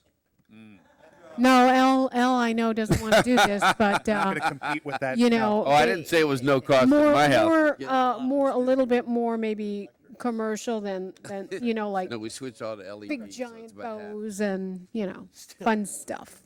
To make it look festive and fun. I like fun. Thank you. Okay. Freddie, anything? I'm good. You're good. All right. I just want to tell everybody, come out for the Fun Horse Show on Saturday. Should be a great time. Has been for the last 4 or 5 years, however long we've been doing that, and look forward to it. Asked her what a great show, and the car show was awesome. I got dunked for half an hour. I had the biggest line, I'll tell you. It was fun, but I can't remember when I wasn't climbing out of the water. So we had a lot of people with a lot of good arms that dunked me. So, but everybody, happy holidays, Merry Christmas, Happy New Year, whatever you celebrate, all for you. So, huh? Oh, the video. Yeah, we have the. Show it at the end. Yeah, we'll show it at the end of the meeting. So, all right, I'm good. Legal comments. Sure, Mayor, just a couple. Those of you know, and thank you in the council, it's been a very long week with legal issues that were occurring in the town, not to mention sixth grade midterms and the two-step integers. First issue that occurred after we'd been really dormant with Pines for a while, it started heating up again. We had an agreement with them that we were not going to set any further motions in the CCA Pines case, the property case dealing with the breach of the agreements until we were able to finish some of our depositions. All of a sudden, the motions started flying again and the hearings started flying again. And we called them and said, well, what's going on all of a sudden? They said, well, they were directed by their counsel to immediately start pushing it forward and to get re-engaged again. One of those motions is one I brought up previously, and I'm going to mention again. They filed a motion for summary judgment, a second one dealing with the water and sewer agreement. As I told you at the outset, the agreement dealing with the interference is actually the best claim because it's a very easy agreement for someone to follow. The fourth DCA in the Pine CCA case ruled, and that was not our case at all, but the fourth DCA ruled and felt that that contract was amorphous, that it was an agreement to agree. We totally disagree with that because the agreement states exactly what it's supposed to do as far as provision of water and sewer. Nonetheless, they're trying to move that to summary judgment. We are defending it, of course, but the only reason I bring this up is worst case scenario, the interference claim is still the primary claim, the number one claim, and that still will stand regardless of what a court does as a result of what happened at the fourth DCA. So I thought, after we started responding to that things, had died down, that I'd only have to worry about that one. Then motions came on the gate case. Then that started heating up again, and we had to file more motions on that one. And then out of the blue, I got another surprise. And that was I got a call from a contact, and it said, hey, you ought to watch this Pembroke Pines meeting that occurred the other day, and queued it up and watched it. And I see motions made by Pines to buy the Weekly property, the Vardaman property, the Clark property, all the other properties around it. Then tonight, I get speak to Jane Storms from Police List Land Surveyors. Police was hired to do the survey for the entire area, and then they hired another surveyor to do another scope of the work for the remaining part of the area, not including those properties that I just said. So I don't know what other properties are existing out there. But the Pines Commission split up the two surveyors to try to speed up the process. That's coupled with the fact that Andy and I found out that Pines is filing a local bill with the Florida legislature to de-annex all of the property anywhere near the Franklin Academy site. And what it looks like is they're trying to de-annex the property from Southwest Ranches, annex them into Pines for what looks like a potential expansion attempt of the Franklin Academy campus. Obviously, I do not believe that they will have the support either locally or in 100%, I don't believe, in Tallahassee to pull such activities off.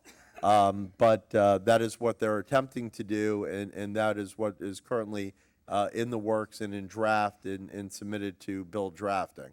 What started out slow, where we thought we made amends a little bit and tried to get back on track, was a direct assault this last 2 weeks with all of these activities that transpired. From Andy's office, we contacted numerous House and Senate leaders. All of them were floored. First they were floored that they're buying up the lands in Southwest Ranches. Then they were floored that they were trying to de-annex them at the same time. I sent all the council members the link to one of the Pines meetings, actually 2 Pines meetings, I believe. One Pine meeting where their city attorney, where they're debating these items, and I believe it was Mayor Ordus says to them, is this ever going to end? And the city attorney's response is, once we buy up all of Southwest Ranches, it will end. And that was the response back from legal counsel at Pines. So I just want to bring that to your attention because we're fighting this local bill effort. We're hopeful that at the December 20th Broward delegation meeting that we'll be able to kill it there. If not, I strongly believe we'll be able to kill it either second reading or in Tallahassee. Those are the legal comments for now. Okay. Andy, On that note. I think you're up, Andy. Thank you, Mayor. Just a couple of things. I'll be very brief. Councilmember Jablonski had indicated or spoke about the changes in the traffic light at the intersection of Griffin and Dykes. Obviously, there's been some striping work that's been done. The timing on the light, the cycling on the light has been adjusted. While we're certainly supportive of the county's effort to move more traffic through there as quickly as possible, we want to make sure it's done in as safe a manner as possible.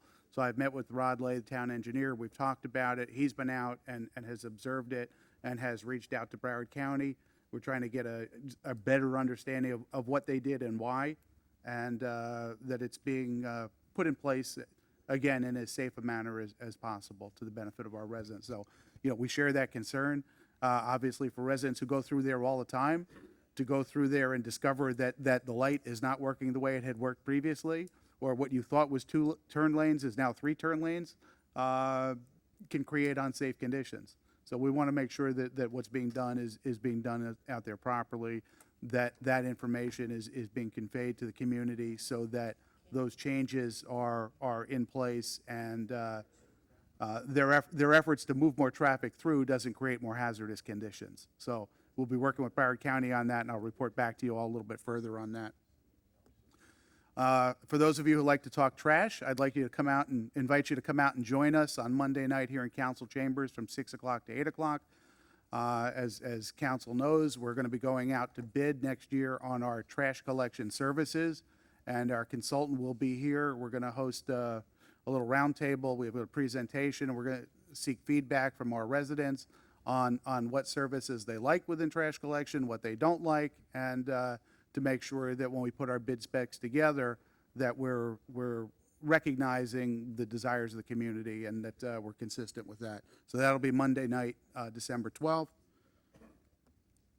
Not last but not least, but coming up, this is our last meeting of the year. Our next meeting for council we don't reconvene in here till January 26th. So I'd like to take this opportunity to wish the mayor, the council, and the residents and the staff happy holidays. Wish everybody a happy and healthy new year. And last but not least, if you're looking for that holiday gift, you don't know what to get somebody, the town calendars make a wonderful gift. There you go. Featuring a photograph by our unofficial town photographer, Bob Hartman, on the cover.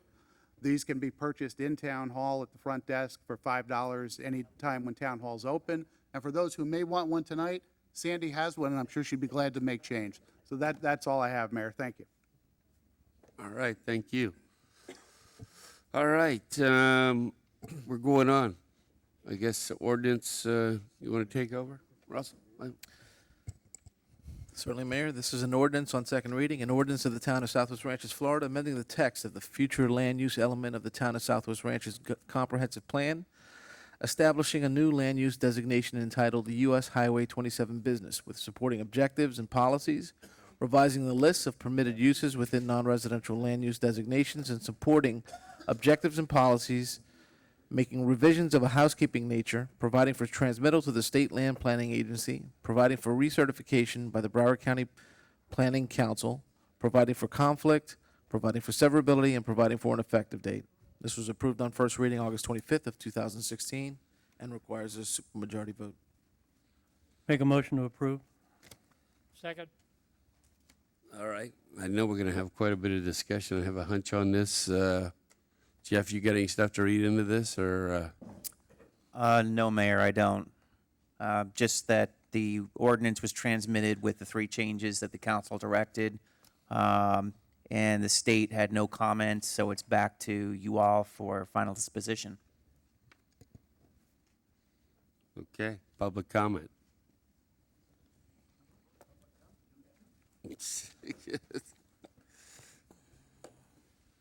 Good evening, Mayor, Council. First, I'd like to open up by saying, since I unfortunately missed public comment, this is my first official meeting here at the town with Mayor McKay, Councilmember Schroeder. Congratulations. It's nice to see you guys up here. I feel at a little bit of a disadvantage coming up after talking trash and the report of Pembroke Pines, so the mood is kind of soured. But on an upbeat note, I don't know if anybody has told you, but this year, 2017, Archbishop Edward McCarthy School in the town has 8 semifinalists for National Merit Scholar and 8 commendable, and I would encourage the mayor and council to maybe bring some of them students by, since they're here in your town and representing your town, Appreciate it. Yeah, good to idea. maybe recognize them. That would be good. I'm going to yield the floor and the rest of my time to Ron Bergeron. Thank you.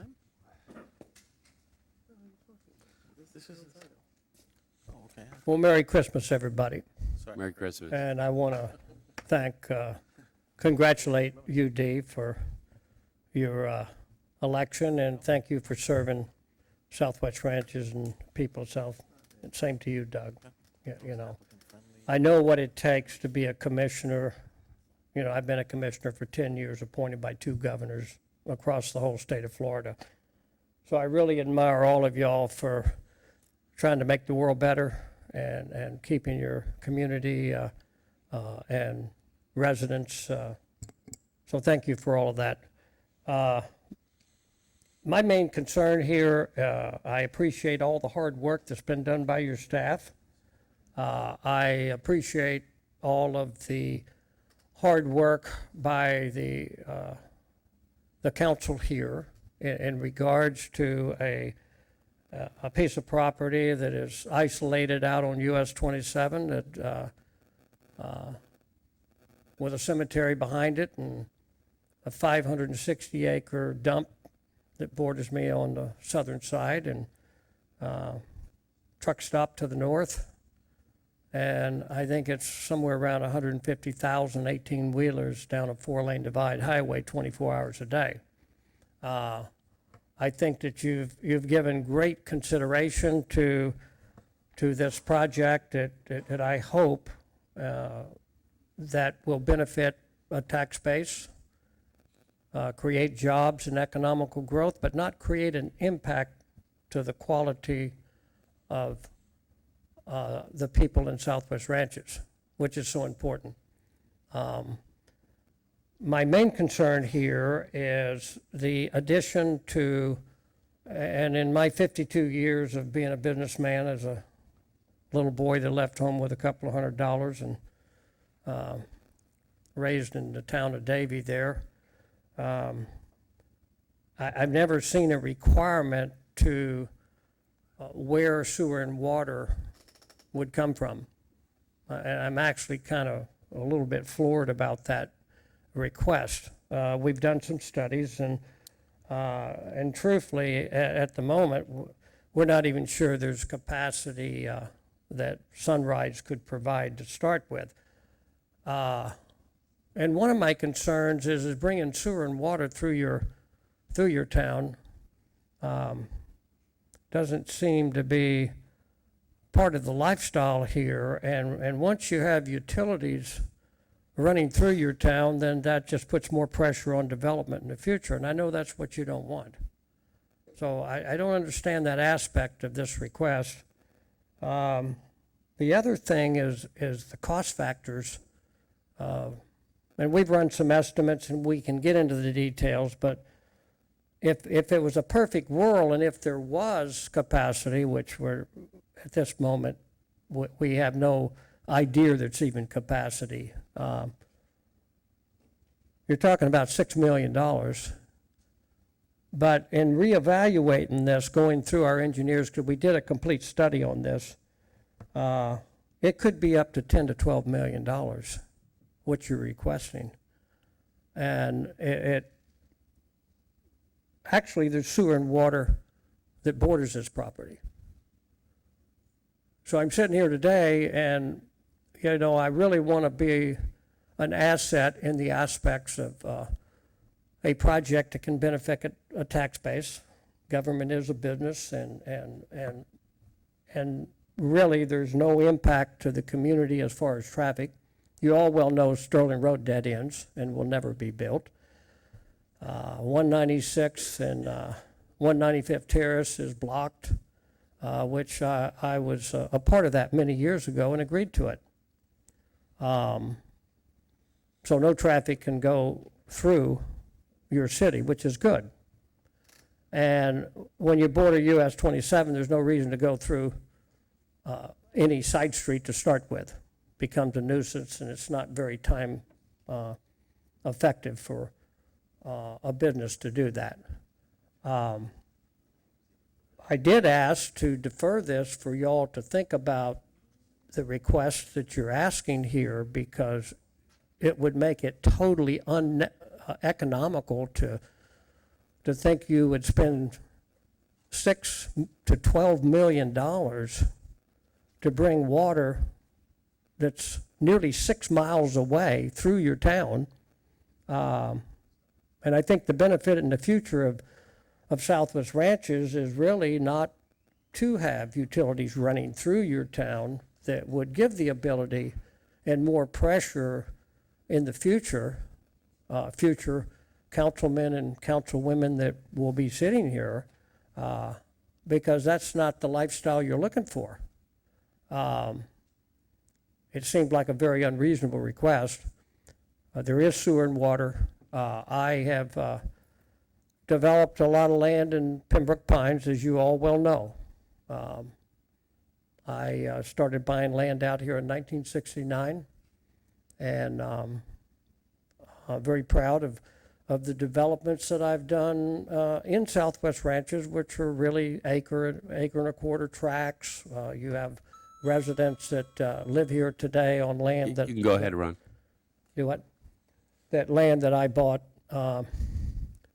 nearly back in the 1800s. Me and Freddie were the only one around back in those days. Right, Freddie? But, and I'm really proud to be part of the community.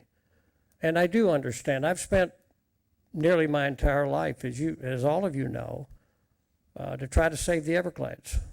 9 million people rely on the Everglades for drinking water. It borders your city. I've worked really hard for the Bergeron Rodeo Grounds, the town of Davie, Cowboy Town, and really, and all the things that our family has tried to do to keep Davie. I have the same feeling about Southwest Ranches, truthfully. I actually admire your lifestyle. Been a cowboy all my life. Love it. Wouldn't want to be anything different.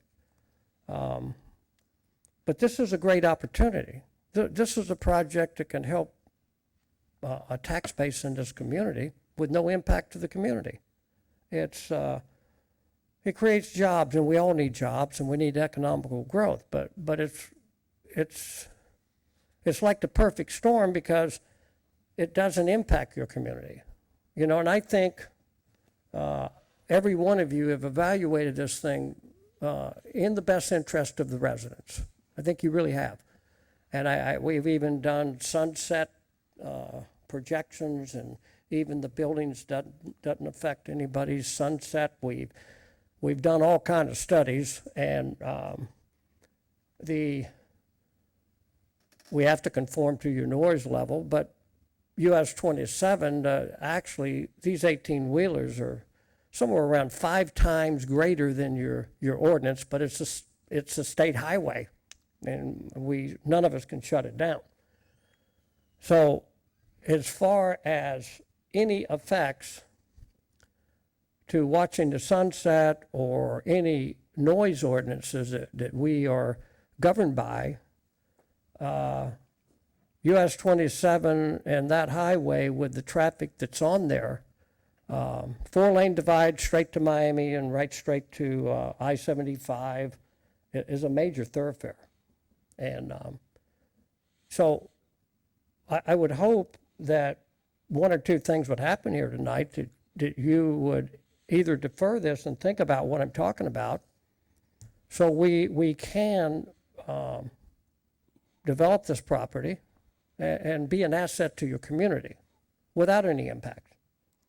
I've never seen in a land use amendment, and I've been buying land since I was 21 years old, and attached to a land use amendment on where a developer has to bring sewer and water. I've never seen that. Normally, it's the opposite, where the city's requiring the developer to tell them where it's coming from. So, Let's let some of the public run. If I could, let some of the other public members get up and speak to this, if we could. yeah. And we go also ahead. did get your letter, and we'll make it part of the record. Yeah, and if you have any questions from me, I'd be honored to answer any questions you got. We may call you back up. Okay, thank you. Thank you. Anyone else care to get up and speak on this?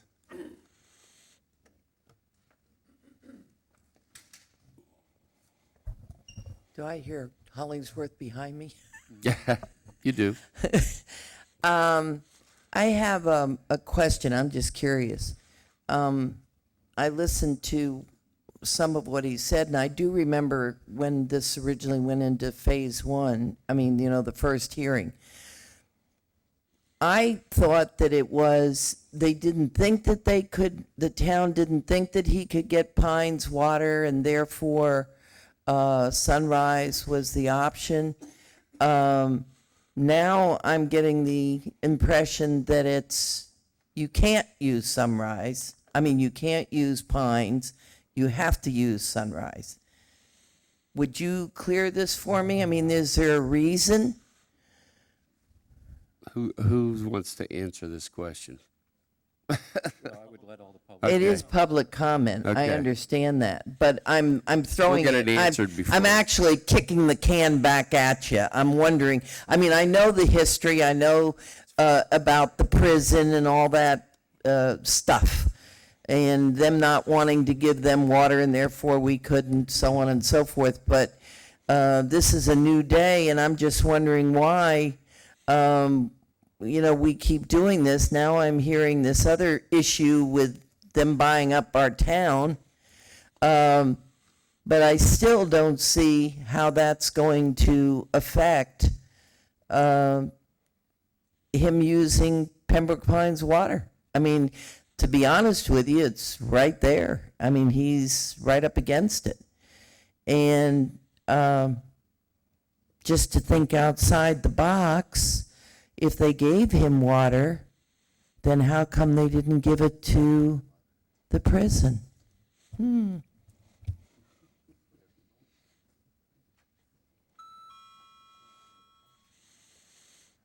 Hollingsworth, 199th Avenue, and Chair of the Comprehensive Plan.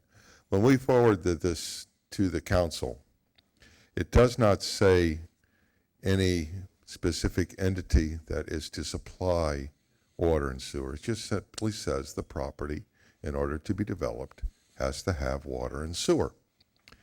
That is up between the developer and the town and the various entities that supply water and sewer.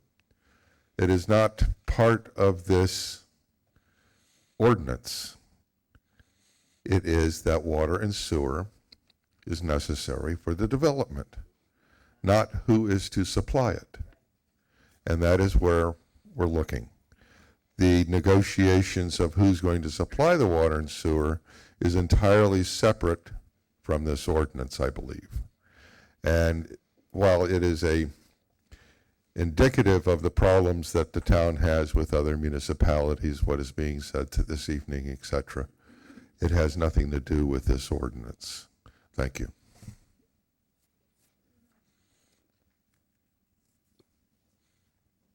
Okay, what else? Astrid, go ahead.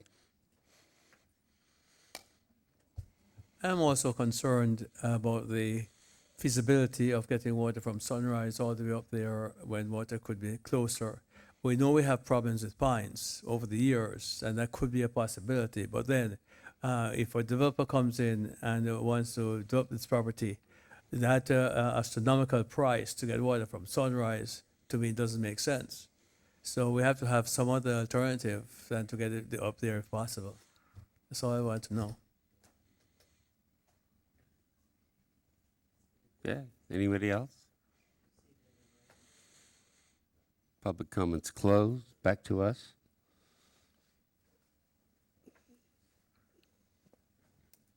Amy, going first? Well, Who's on first? What's on second?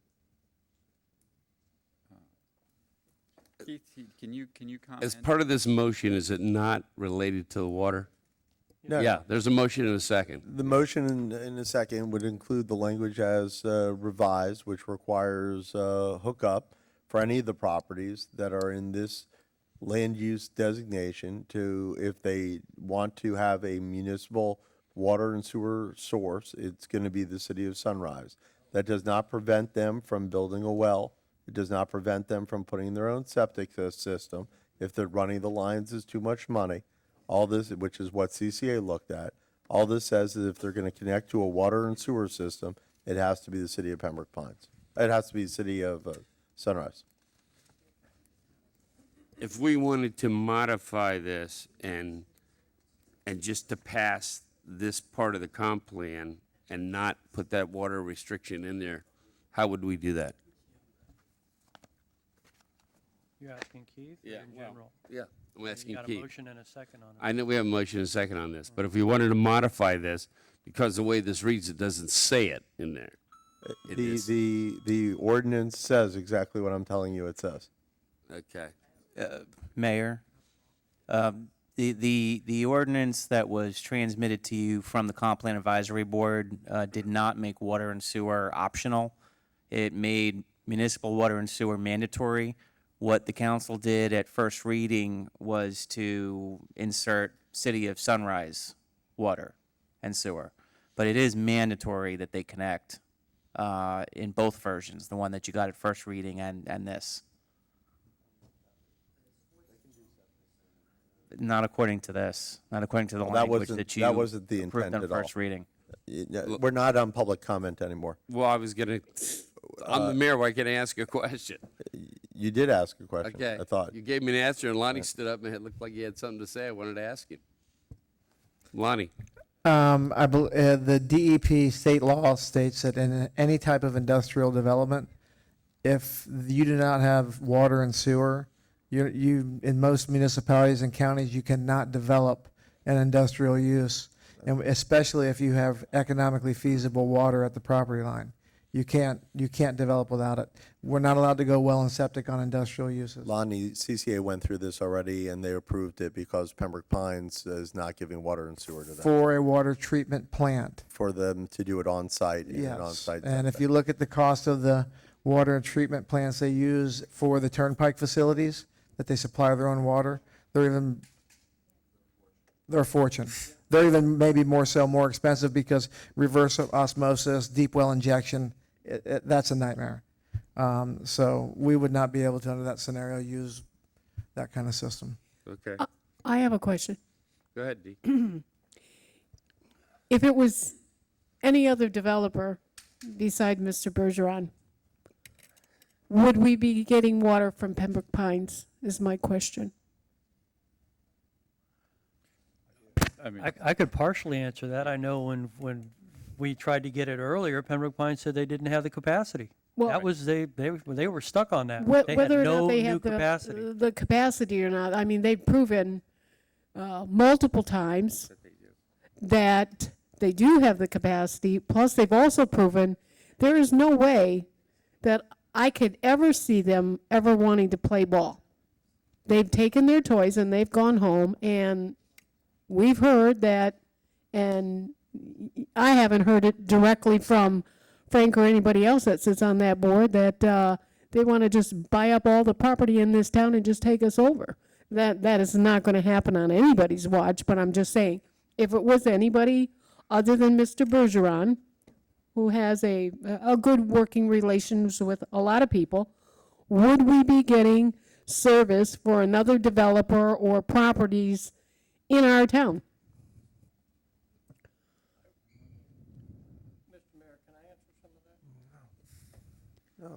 Rodney, I don't have a problem. Come on up and answer it.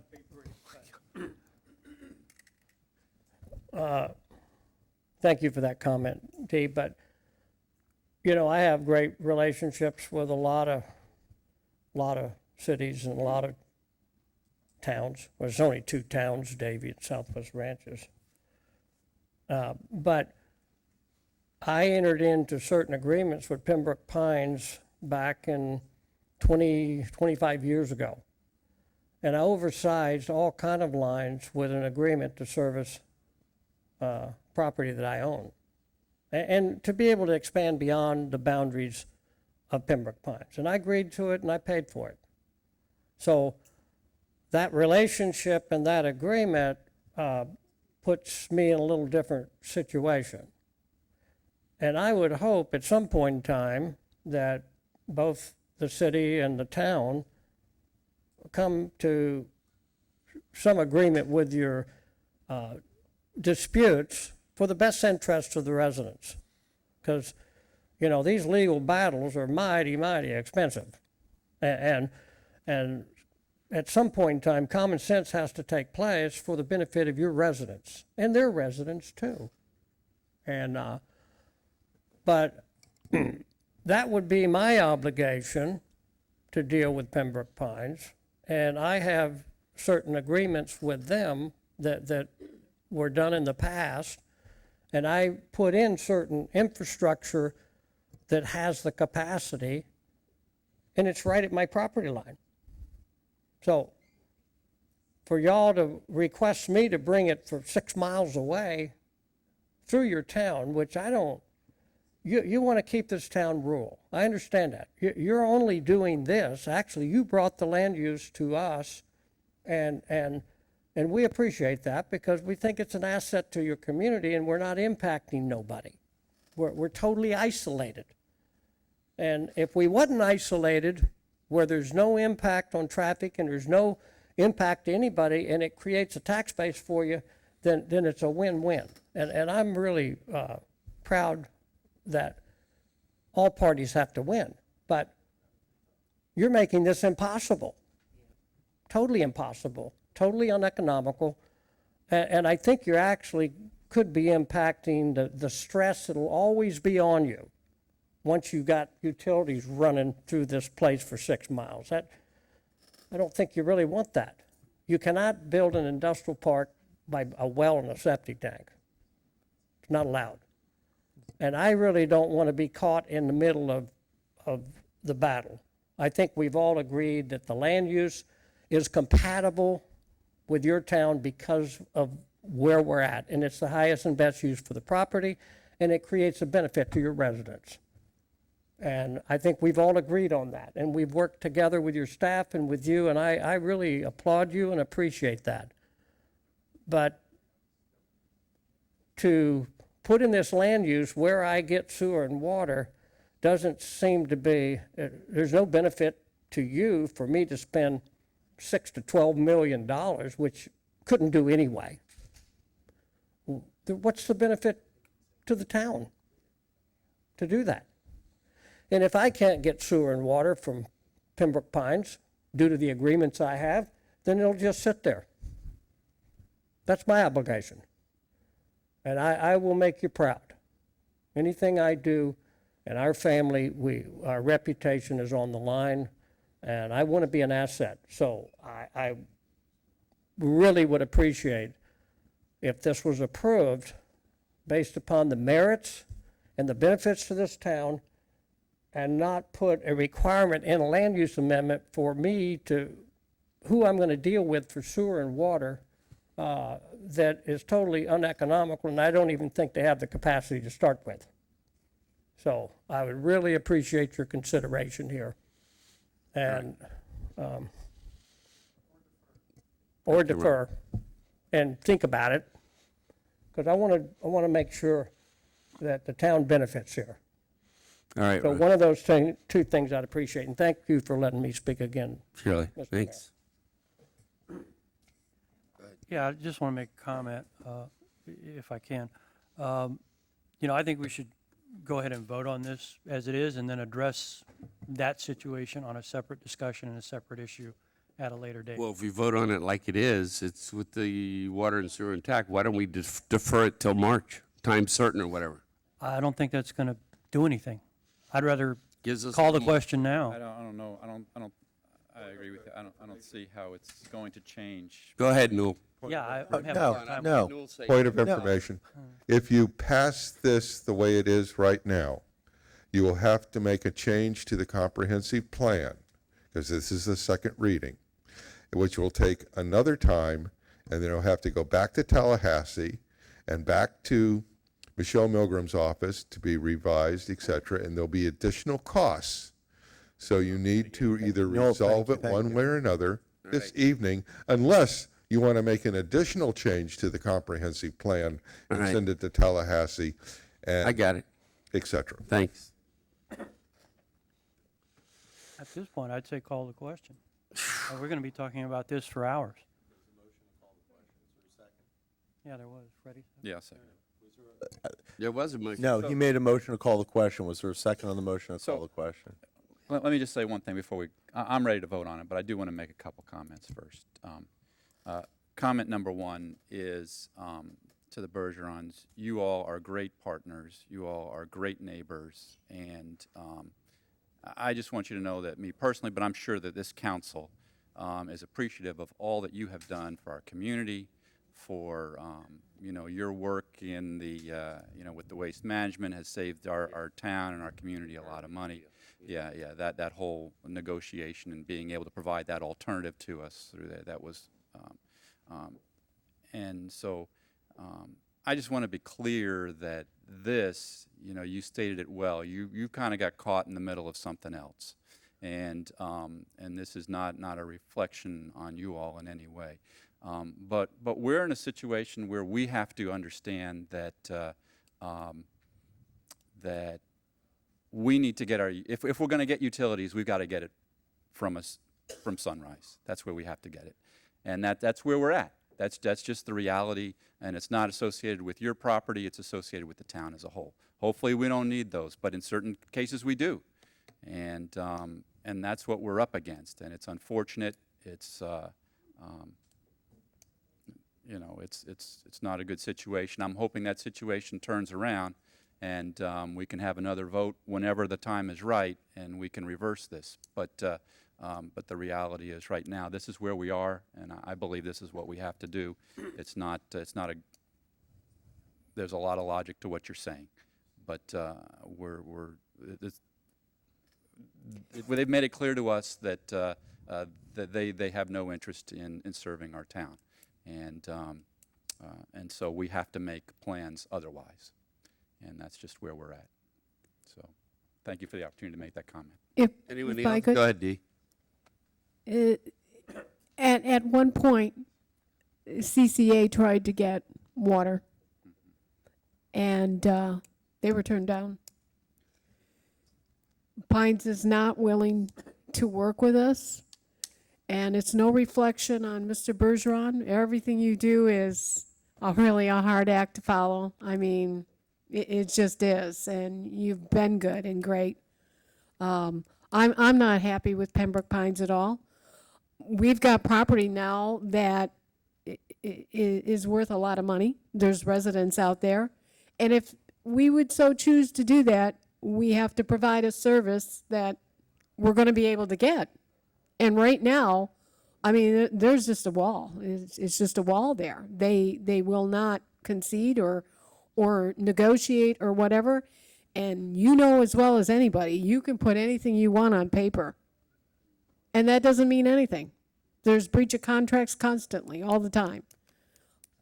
You know, the trust isn't there. You know, you have to think of the residents. You have to think of the people that it would service. And I'm the new kid on the block. I just jumped up here, and I'm unsure of so many things. And my concern is the residents. I have to try to act on their behalf and to keep the values and be able to move forward. And it doesn't seem like we would move forward at all with Pines. So that's it. That's what I have to say. Call the question. Councilmember Schroeder? No. No is voting against. Yes. Are you voting? You're voting against it, right? I'm voting against it. Okay. Councilmember Fisickelli? No. Councilmember Jablonski? Yes. Vice Mayor Bright Cruz? Yes. Mayor McKay? No.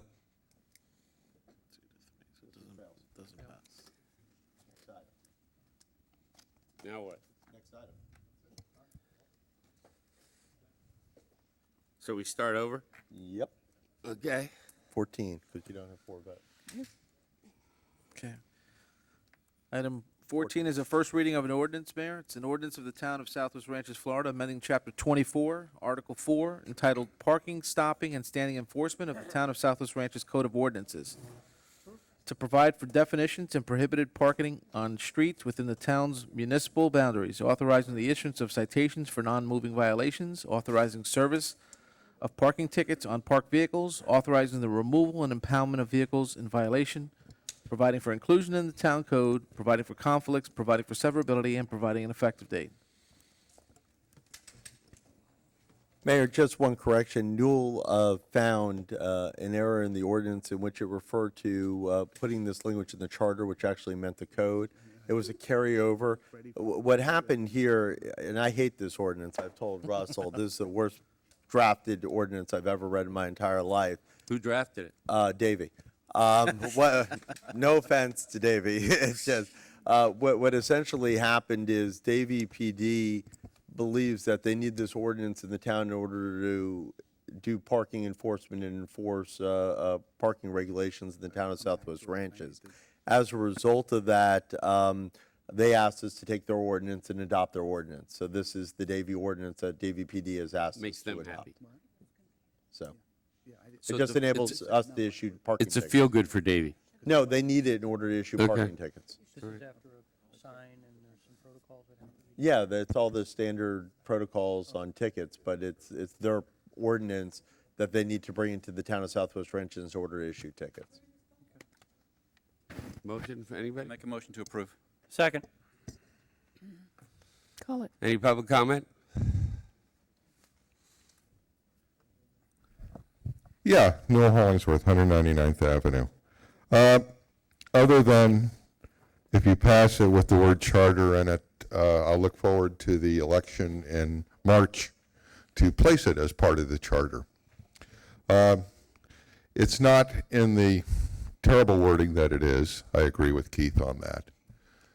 But on the format, that is the style that we bring ordinances forward to the town, and with the underline and strike through situation, or if it's not going to be underline and strike through because it's all new words, which this is, that a first section state that this is being added in totality to the existing ordinance, which it is, but it's not there. It doesn't say that. So when someone takes a look at it, like I did, and I had to call the town and ask, and I spoke with Russell, what is the being added and what's being deleted? And what's the changes? Because I don't see any changes, because the ordinance itself, when we put it forward in that format, what is not being changed doesn't have underline or strike through it. So this looks like an existing ordinance that we're passing, not the format. And I would like for the council to give direction to staff that all ordinances that come forward in the future be in the standard format that we do ordinances in our town, which is with the underline and strike through, or the first section state that this is entirely new language and is to be added to the existing language, and none of the existing language is being changed. Gotcha. I would appreciate if you would give that staff that comment and make sure that it happens in the future, because that is the standard practice of our town. Thank you. I think they heard you. Hey, John. Hi, John Eastman, 188th Avenue. When you start enacting more rules and regulations for a purpose, like we have these parties occasionally where you get 2,000 people come in and they're parking over the whole neighborhood. This is what this is for, is so Davey can go and cite every single one of those vehicles and get them Yeah, towed and unfortunately, out. it's not enough money. But there's a bad side of this too, and I think we need to put a few caveats in here to protect the residents from being abused by overzealous enforcement. If there's a landscaper and he's parked in front of your home while he's mowing your grass on one of our internal streets, I think that's acceptable, and there shouldn't be any cause to ticket that landscaper. A lot of our driveways are too narrow to get these rigs in and out of, so they need to park on the edge of the road. Second thing is, I may be having a birthday party and I just don't have enough parking in the yard, so we got to park along the edge of the road. It's not a big deal. And in fact, it's good because it slows people down as they have to go around. So I think there needs to be a little consideration given for legitimate parking on the street, where when it's neighborhood in nature, we don't really need the enforcement. Thank you. Anybody else? Public comment closed. Is it back to us? Back to us. Yeah, just a couple comments. Good thing there's two readings. I hear the concerns of the residents, and I had some too reading through this whole thing. And John hit it right on the head, where there's a need, for this, and we've seen it. And I'd like to make a comment on what Newell said regarding the underlining and striking. That's not a bad thing. It's an administrative, absolutely. It's thing. easier to So- read, though. Yeah, it's easier for us to read and Yeah, put and we together. know when it's new. Yeah, and and things of that nature. We've got this coming back to us in a month, I think it is. Is it, Andy? How long before it comes back to us? Yeah, it'll be back for second reading at the end of January. Okay, so that'll give us some time to review the language and take a look at anything that may concern us. But I understand, we don't want to throw the baby out with the bathwater. And this ordinance does give the police the authority to do that. So we need to, I don't, it's sort of like a speeding ticket. Well, we only want them to give the residents a warning, Right. when it's really us violating the running the stop signs and things of that nature. So there's a two-edged sword to this, and I just want to make that all very clear. Be careful what you wish for, kind of thing. But I think there's some language changes that can be made, and we need to go over that with Andy. I think I'm fine with it on the first reading. I I'm in don't support of it. disagree with that. But we have some other bigger hammers and tools that work better than this one. But Yeah, but I'm in support of it on first reading with some maybe some Modifications for some second reading. tweaks, before we go forward. And Keith's comments about how this is not drafted quite the way he would like it. I think he needs to readdress that, and that'll give us the time to do that. And if we need to, we can defer it till February and in January, something to that sure. effect. Right. So Anybody that's else? comment I want to make. Yeah, I agree exactly with what you're saying. I certainly don't want to penalize residents when they're having, a Party. birthday party or something like that. I mean, wedding in advance. that Yeah, we all have. Not what it's meant for. We're not west, and, you know, we can, Right. we can park. And the cleanup is good, but along those same lines, this is a critical for certain areas of our town, and so I don't want to slow down the process. Oh, So- no, no. Right. So I do want to pass it on first reading, and let's clean it up and do better on Agreed. the second. All right. Nobody else has any questions? Call the question. Councilmember Schroeder, Yes. Councilmember Fisickelli, Yes.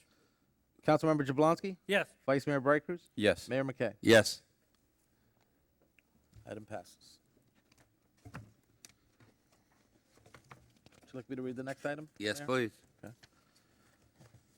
Item 15 is a resolution of the Town Council of the Town of Southwest Ranches, Florida, approving an agreement in the amount of $105,116.28 with Florida Construction and Engineering, Inc. to complete the Calusa Corners Park improvements, authorizing the mayor, town administrator, and town attorney to enter into an agreement and providing an effective date. Motion, anybody? Motion to approve? Okay. Second. Okay. All right. Public comment?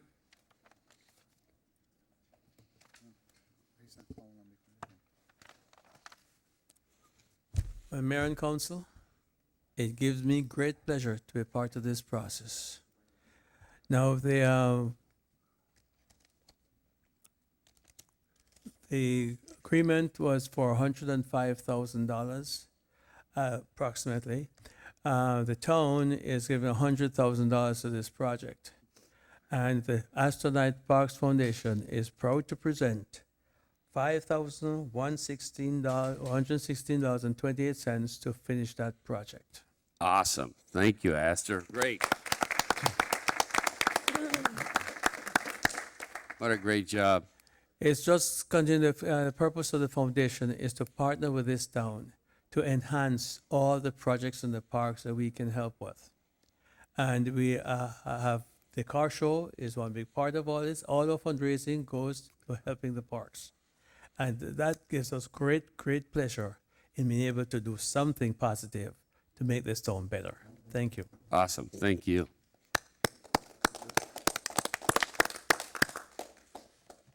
By the way, as opposed to give the check to somebody. That guy right there. That guy over there. Mr. Mayor, I think. That guy with the glasses. You can give it to me. I'll give it to him. Thank you, Astor, very much. If I can pass that on to you, sir. Thank you. Notice how fast you grab it. Marty doesn't waste any time with that. We'll get a later date picture for related to that. So, Council comment. all right. Well, I don't have Steve here, so Okay, then I'll go first. hold on. Are we doing council comment? You want you want to go first? Talk about it? Yeah. Was my Okay. time up? Yeah, no, you can talk. Public comment's closed. Nobody else got up to speak about it, so it's our turn to speak about it. Well, I pretty much feel we're parked out. And at first I really wasn't in favor of enhancing this piece of property because of where it was located and that it was probably going to service Davy. I never really spoke to December about it because like any good mommy, you don't mess with their babies. But I did get an opportunity to talk to Emily to see if there was some way that the FERDAC grants that we got for that, we could kind of tweak them or change them and maybe turn it into a dog park, which would be a lot less expensive and less expensive down the future as far as maintaining it. Equipment goes bad, canvas goes bad, park benches break, things like that. But I was told by Emily, all the stones were turned over and we have obligation to do just such. And so December, I'm not going to hurt any of your babies, so don't worry about it. That's it. Thank you. Gary? Yeah, just a few comments on this. It's been a long time coming. I'm glad to see it. It's probably not going to benefit our residents as much as we think it's going to. It may benefit residents of another community. Agreed. But, you know, I've got to, you know, everybody knows I'm plain spoken, and sometimes it scares people. But, you know, there's not a 5-story garage there selling Amen. cars, That's okay? Amen. And if this is the downside, this is as bad as We'll it take gets it. for us, We'll take it. I'm okay with it. Yeah. I am more than okay with it. And, you know, and I just want to make that a really big point, because that property is very desirable by commercial interests. And it's locked up forever to be a park, and this will just further lock that in. You know, so we need to look at that. We need to look at big picture here, you know, in my opinion. Yeah, You you're know, right. You're down the road, 20 years from now, everybody's going to go, wow, how did they keep that like that? You know, and this is one of the ways that we do that. That's all. Anybody else? I'll just say that I agree with, I mean, that's what this Ditto. is about, That was perfect. is open space. But yeah, thank you. Yeah. Freddie, anything on this? All right, call the question. Councilmember Schroeder, Yes. Councilmember Fisickelli, Yes. Councilmember Jablonski, Yes. Vice Mayor Bright Cruz. Yes. Mayor McKay. Yes. Motion passes. Next one. Item 16, a resolution of the Town Council of the Town of Southwest Ranches, Florida, approving an agreement in the amount of $133,516.81 with Florida Construction and Engineering, Inc. to complete the Southwest 55th Street and Southwest 185th Way drainage improvements. Approving a budget amendment to the fiscal year 2016-2017 budget for drainage improvements, authorizing the mayor, town administrator, and town attorney to execute a purchase order, and providing an effective date.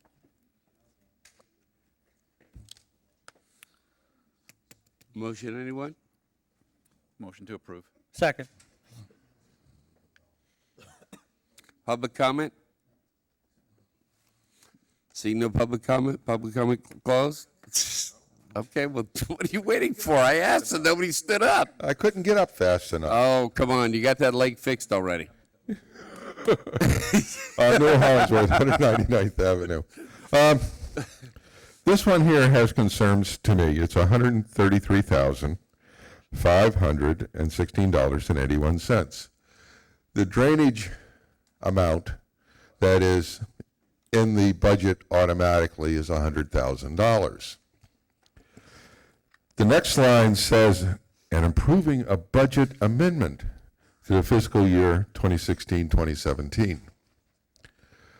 Well, it's been 6 weeks since you've had the budget approved. And here you are blowing the budget. 6 weeks. That's all it took you. Now, I screamed and hollered about raising the taxes, raising regular general revenue taxes, raising TISDOR taxes, and you went ahead and raised them. And now we're blowing the budget that you spent all the money already on. So what are you doing? You're going to take this out of the general reserve funds. Now, it used to be in the past, if a project was this large, it would be in the budget to begin with. This is not something new that came up in the last 3 weeks. This is something that the administration has been working on for months, at least, seeing the way that they move it, that, you know, they make a turtle look fast. But what are we going to do here? We're blowing the budget. I worked for years to get phase 2 and 3 of 195th, 196th completed. Can I finish? Go ahead and finish. And because the budget wasn't big enough, the $100,000 wasn't big enough. So why isn't this done in 2 sections? This means that no other drainage project can be done this year unless you blow the budget even bigger. What's the problem? Why doesn't someone have any fiscal responsibility to say, whoa, we only got 100,000. What are we doing here? Thank you.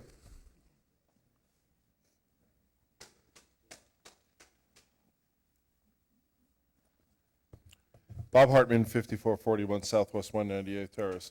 I'm up here as the Drainage Committee Chair. The committee voted on this, and I believe we passed this unanimously. I think everybody in the room would agree that we've got serious drainage problems in town, and this area is one that yards flood continuously. I think we're connecting to phase 2 or 3 as part of this project, so we're going to further leverage the work that's been done before. Concerning the budget, in my opinion, our biggest challenge in this town is drainage. We've talked about it when they were in here on their plat change. You heard a neighbor up here complaining about how she floods. To me, if there are extra dimes anywhere in the budget, I think it's very responsible to dedicate those funds towards drainage. The fact that there's only 100,000 a year in a town this big with these many drainage issues, to me, maybe Newell's right. Maybe we need to triple the size of the drainage budget every year. That's something to talk about late next summer. But I don't think that this is irresponsible spending of funds. Also, I believe this has matching funds from South Broward. So like the pledge drive on the radio right now, you give $1, you get $1. So I think that this is a wise investment of our town's scarce funds. And I believe the Drainage Committee backs that up with a unanimous vote. Thank you.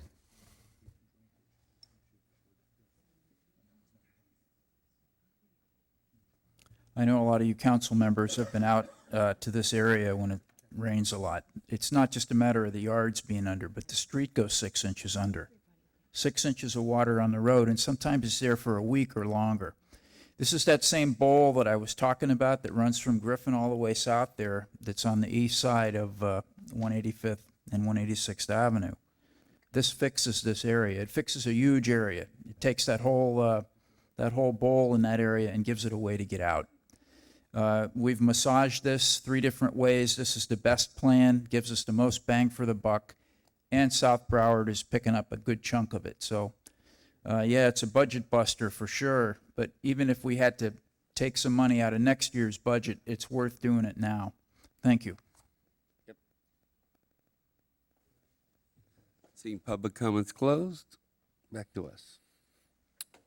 Just a couple comments, kind of echoing some of the comments that were made there. This project is one that is not only benefits the residents from their yards flooding, but it's critical as we repave roads to get projects like this out of the way done first, because otherwise we're just throwing away money to repave a road like that when it's going to be underwater and just get torn up again. We are getting a substantial contribution from South Broward to assist. We don't want to lose that. But the other thing that's important to realize is that we're not actually having to borrow from future budgets to do this project. We have a surplus of dedicated funds from prior years that are in the budget that we're able to draw on. So we're not borrowing from the future. We're basically doing, Newell, what you said. It's just that these are funds that we have accumulated in prior years that we did not spend for a project. We didn't know what it was. We certainly didn't know it was this one, but for a needy project in the future when it comes along, and that's where we're getting the funds from, and that's what it's being used for. So I think we're in good shape. Go ahead. Yeah, you read my mind. I was going to mention that we had a substantial surplus 6 years in a row. And it's in excess of, we've already spent some of it when we did the last budget meeting, but in excess of $200,000. And this is a sorely needed area of improvement, and it will benefit us from years to come. And you're right, we don't have to go into future budgets to get that, Steve. You put it very well, and like I said, it's just, I was going to say the same thing, just in a slightly different manner, not quite as eloquently as you put it, but yeah, I'm definitely in support of this. And plus, too, if we don't react to this, that extra funding that another agency is giving us may not be there when we're ready to move. That's right. And, so we need to, Can't lick the gift horse in the mouth. yeah, you need to strike while the iron's hot, especially when it comes to something that's going to improve our town, Any other comments? No? Call the question. Councilmember Schroeder, Yes. Councilmember Fisickelli, Yes. Councilmember Jablonski, Yes. Vice Mayor Brikers, Yes. Mayor McKay. Yes. Motion passes. Next one, please. Item 17 is a resolution of the Town Council of the Town of Southwest Ranches, Florida, extending the term of the Comprehensive Plan Advisory Board, restating the board scope, authorizing Town Council members to administratively appoint board members, and providing an effective date. Mayor and Council, I've provided in the backup some documentation that shows all of the advisory board members that are appointed at this point. And we have received responses back from all of the advisory board members indicating their willingness to return, except there was one that requested not to return for a particular board. So I await your approval on these items. All right, who's got, just two of us, right? I'm Or sorry? All of us. Yeah. I'm sorry, is there a question? We going to do this one at a time, or? Yes, we're going to do each resolution individually. So we're starting first with the Comprehensive Plan Board. So if you'd like, I can state for the record the appointments that have been suggested to be made, just for the record. So for Mayor McKay, the appointment would be Josh Dykes. Yep. For Vice Mayor Brikers, Newell Hollingsworth. For Councilmember Fisickelli, Bob Hartman. For Councilmember Jablonski, Ken Sameta. And for Councilmember Schroeder, George Morris. Steve, would you like to make a motion to approve, or? That's just, We need a motion and a second. oh, we don't want to do them all, we're doing them one at a time? Correct. Correct. Oh, Yeah, the comp board, Steve's. okay. No, I just did the comp plan one, the first one. Item 7. I Read don't all the care. resolution. It's each one's a reso. Why don't we group them all together and then do it? Just do them one at a time. Okay. Yeah, one at a time. It's Yeah. All right. going to go quick. Yeah, yeah, this isn't. Go ahead. Waiting for a motion Got and a mine. second. We're waiting for a motion and a second. Okay, I make a motion. Second. okay. Would you like me to call the question? Or Yes, please, call the Public question. input? Okay. Councilmember Schroeder, Yes. Councilmember Fisickelli, Yes. Councilmember Jablonski, Yes. Vice Mayor Brikers, Yes. Mayor McKay. Yes. Motion passes. Item 18 is a resolution of the Town Council of the Town of Southwest Ranches, Florida, extending the term of the Drainage and Infrastructure Advisory Board, restating the board's purpose and objectives, authorizing town council members to administratively appoint board members and providing an effective date.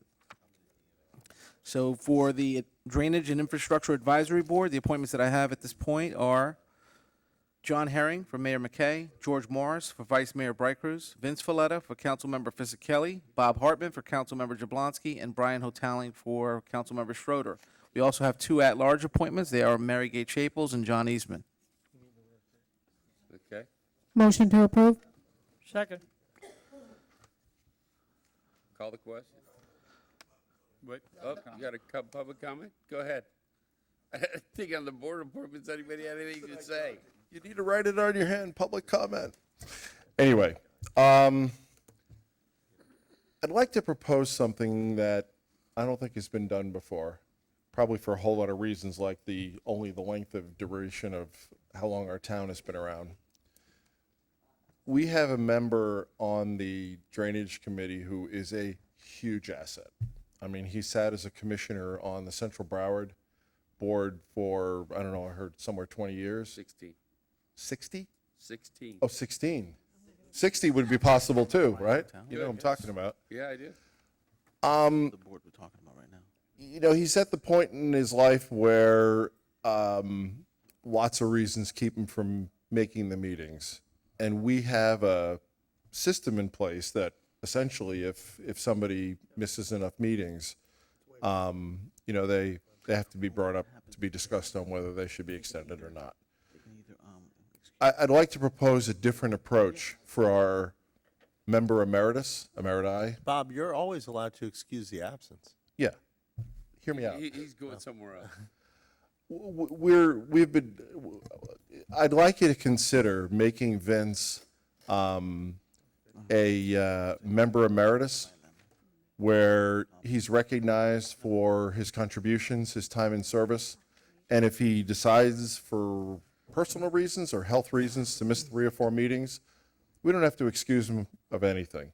He's still a valuable contributing member, but he can't make all the meetings. He can't make a lot of the meetings, which we're okay with, because when he shows up either gunning for bear or he shows up with a lot of good ideas.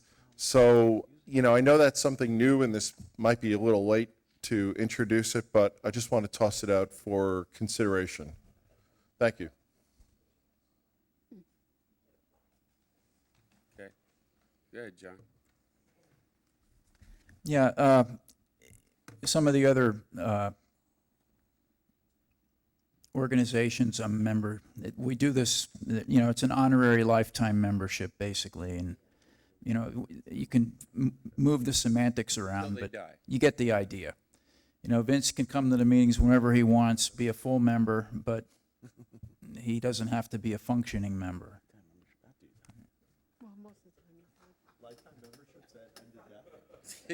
I don't know, I'm guessing. Right. Well, I'm going to make a suggestion to the council based on what I'm hearing and based on my own personal knowledge and everybody else's here. And that is, I think we should have, at a council meeting, we should have a special dispensation along with a proclamation, and we should do it right.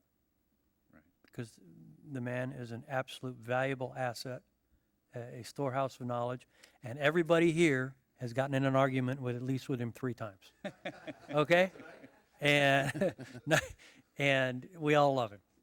Okay? And I think we should take it even one step further than that. And All right, as let's they, put it in Andy's however lap. however it should be properly worded as a lifetime member or something. Mine? No, no, But I think Put we it in should- my lap? We should. No, We Andy's should, lap. Okay. Oh. we should see him as a point of. of If the distinction. council desires to do this, what I would recommend then is amending this resolution to put in a additional slot, I guess it would be the 6th slot, for a voting emeritus member, and just clarifying the resolution that all absences of such member shall be deemed to be excused. And then you would have to, I think it's Councilmember Fisickelli, would have to fill that slot with someone else. And if you're not ready to do that tonight, we can move it to the next meeting. What is the at-large? What position is that? There's no at-large on that board now. There's 2, Mary Sorry, Gay and yeah. John Eastman. So- So would one of them move up, and then at-large would Oh, I see that. probably mean that if you came, great, and if you didn't, you didn't. No? Oh, I didn't know. Okay. So if that's the will of Councilmember Fisickelli, and, yeah, but it's a recommendation, advisory board, it can, you know. So, I'm in agreement with the theory. I just want to make sure the mechanics work. So if there is an additional, so we've got 7 there now. So if, what I don't want to do is I don't want the quorum to bump up an additional 1 based on this, and it becomes even more difficult to get a quorum there. Councilman, the way I understood it, Vice Mayor, is that either Mary Kay Chapels or John Eastman would fill Freddie's slot, and then Vince. Vinny would fill Councilmember Fisickelli's slot. His choice. It's his for- choice. It's his It's his selection. choice. Right. So they would fill his slot. And then the at-large would change to either Mary Gay Chapels or John Eastman with a emeritus position for Vinny. So you'd still have 7.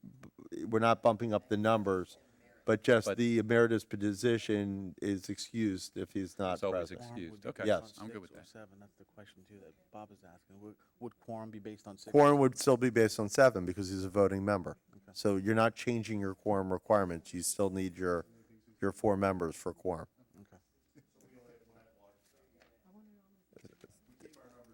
Yeah, you keep your numbers the same. What would be the difference? And he would, if he was there, he would still count towards a quorum. Of course. Did he vote? Yeah. And he votes, and you're keeping your number 7, and your quorum's still 4. Any of them, any 4. Just clarifying. Yeah, no, absolutely. clarifying. Is that what you're looking for? Yeah, see? He doesn't come, it creates a quorum problem for them, that's what. So are you asking to reduce the number of the board?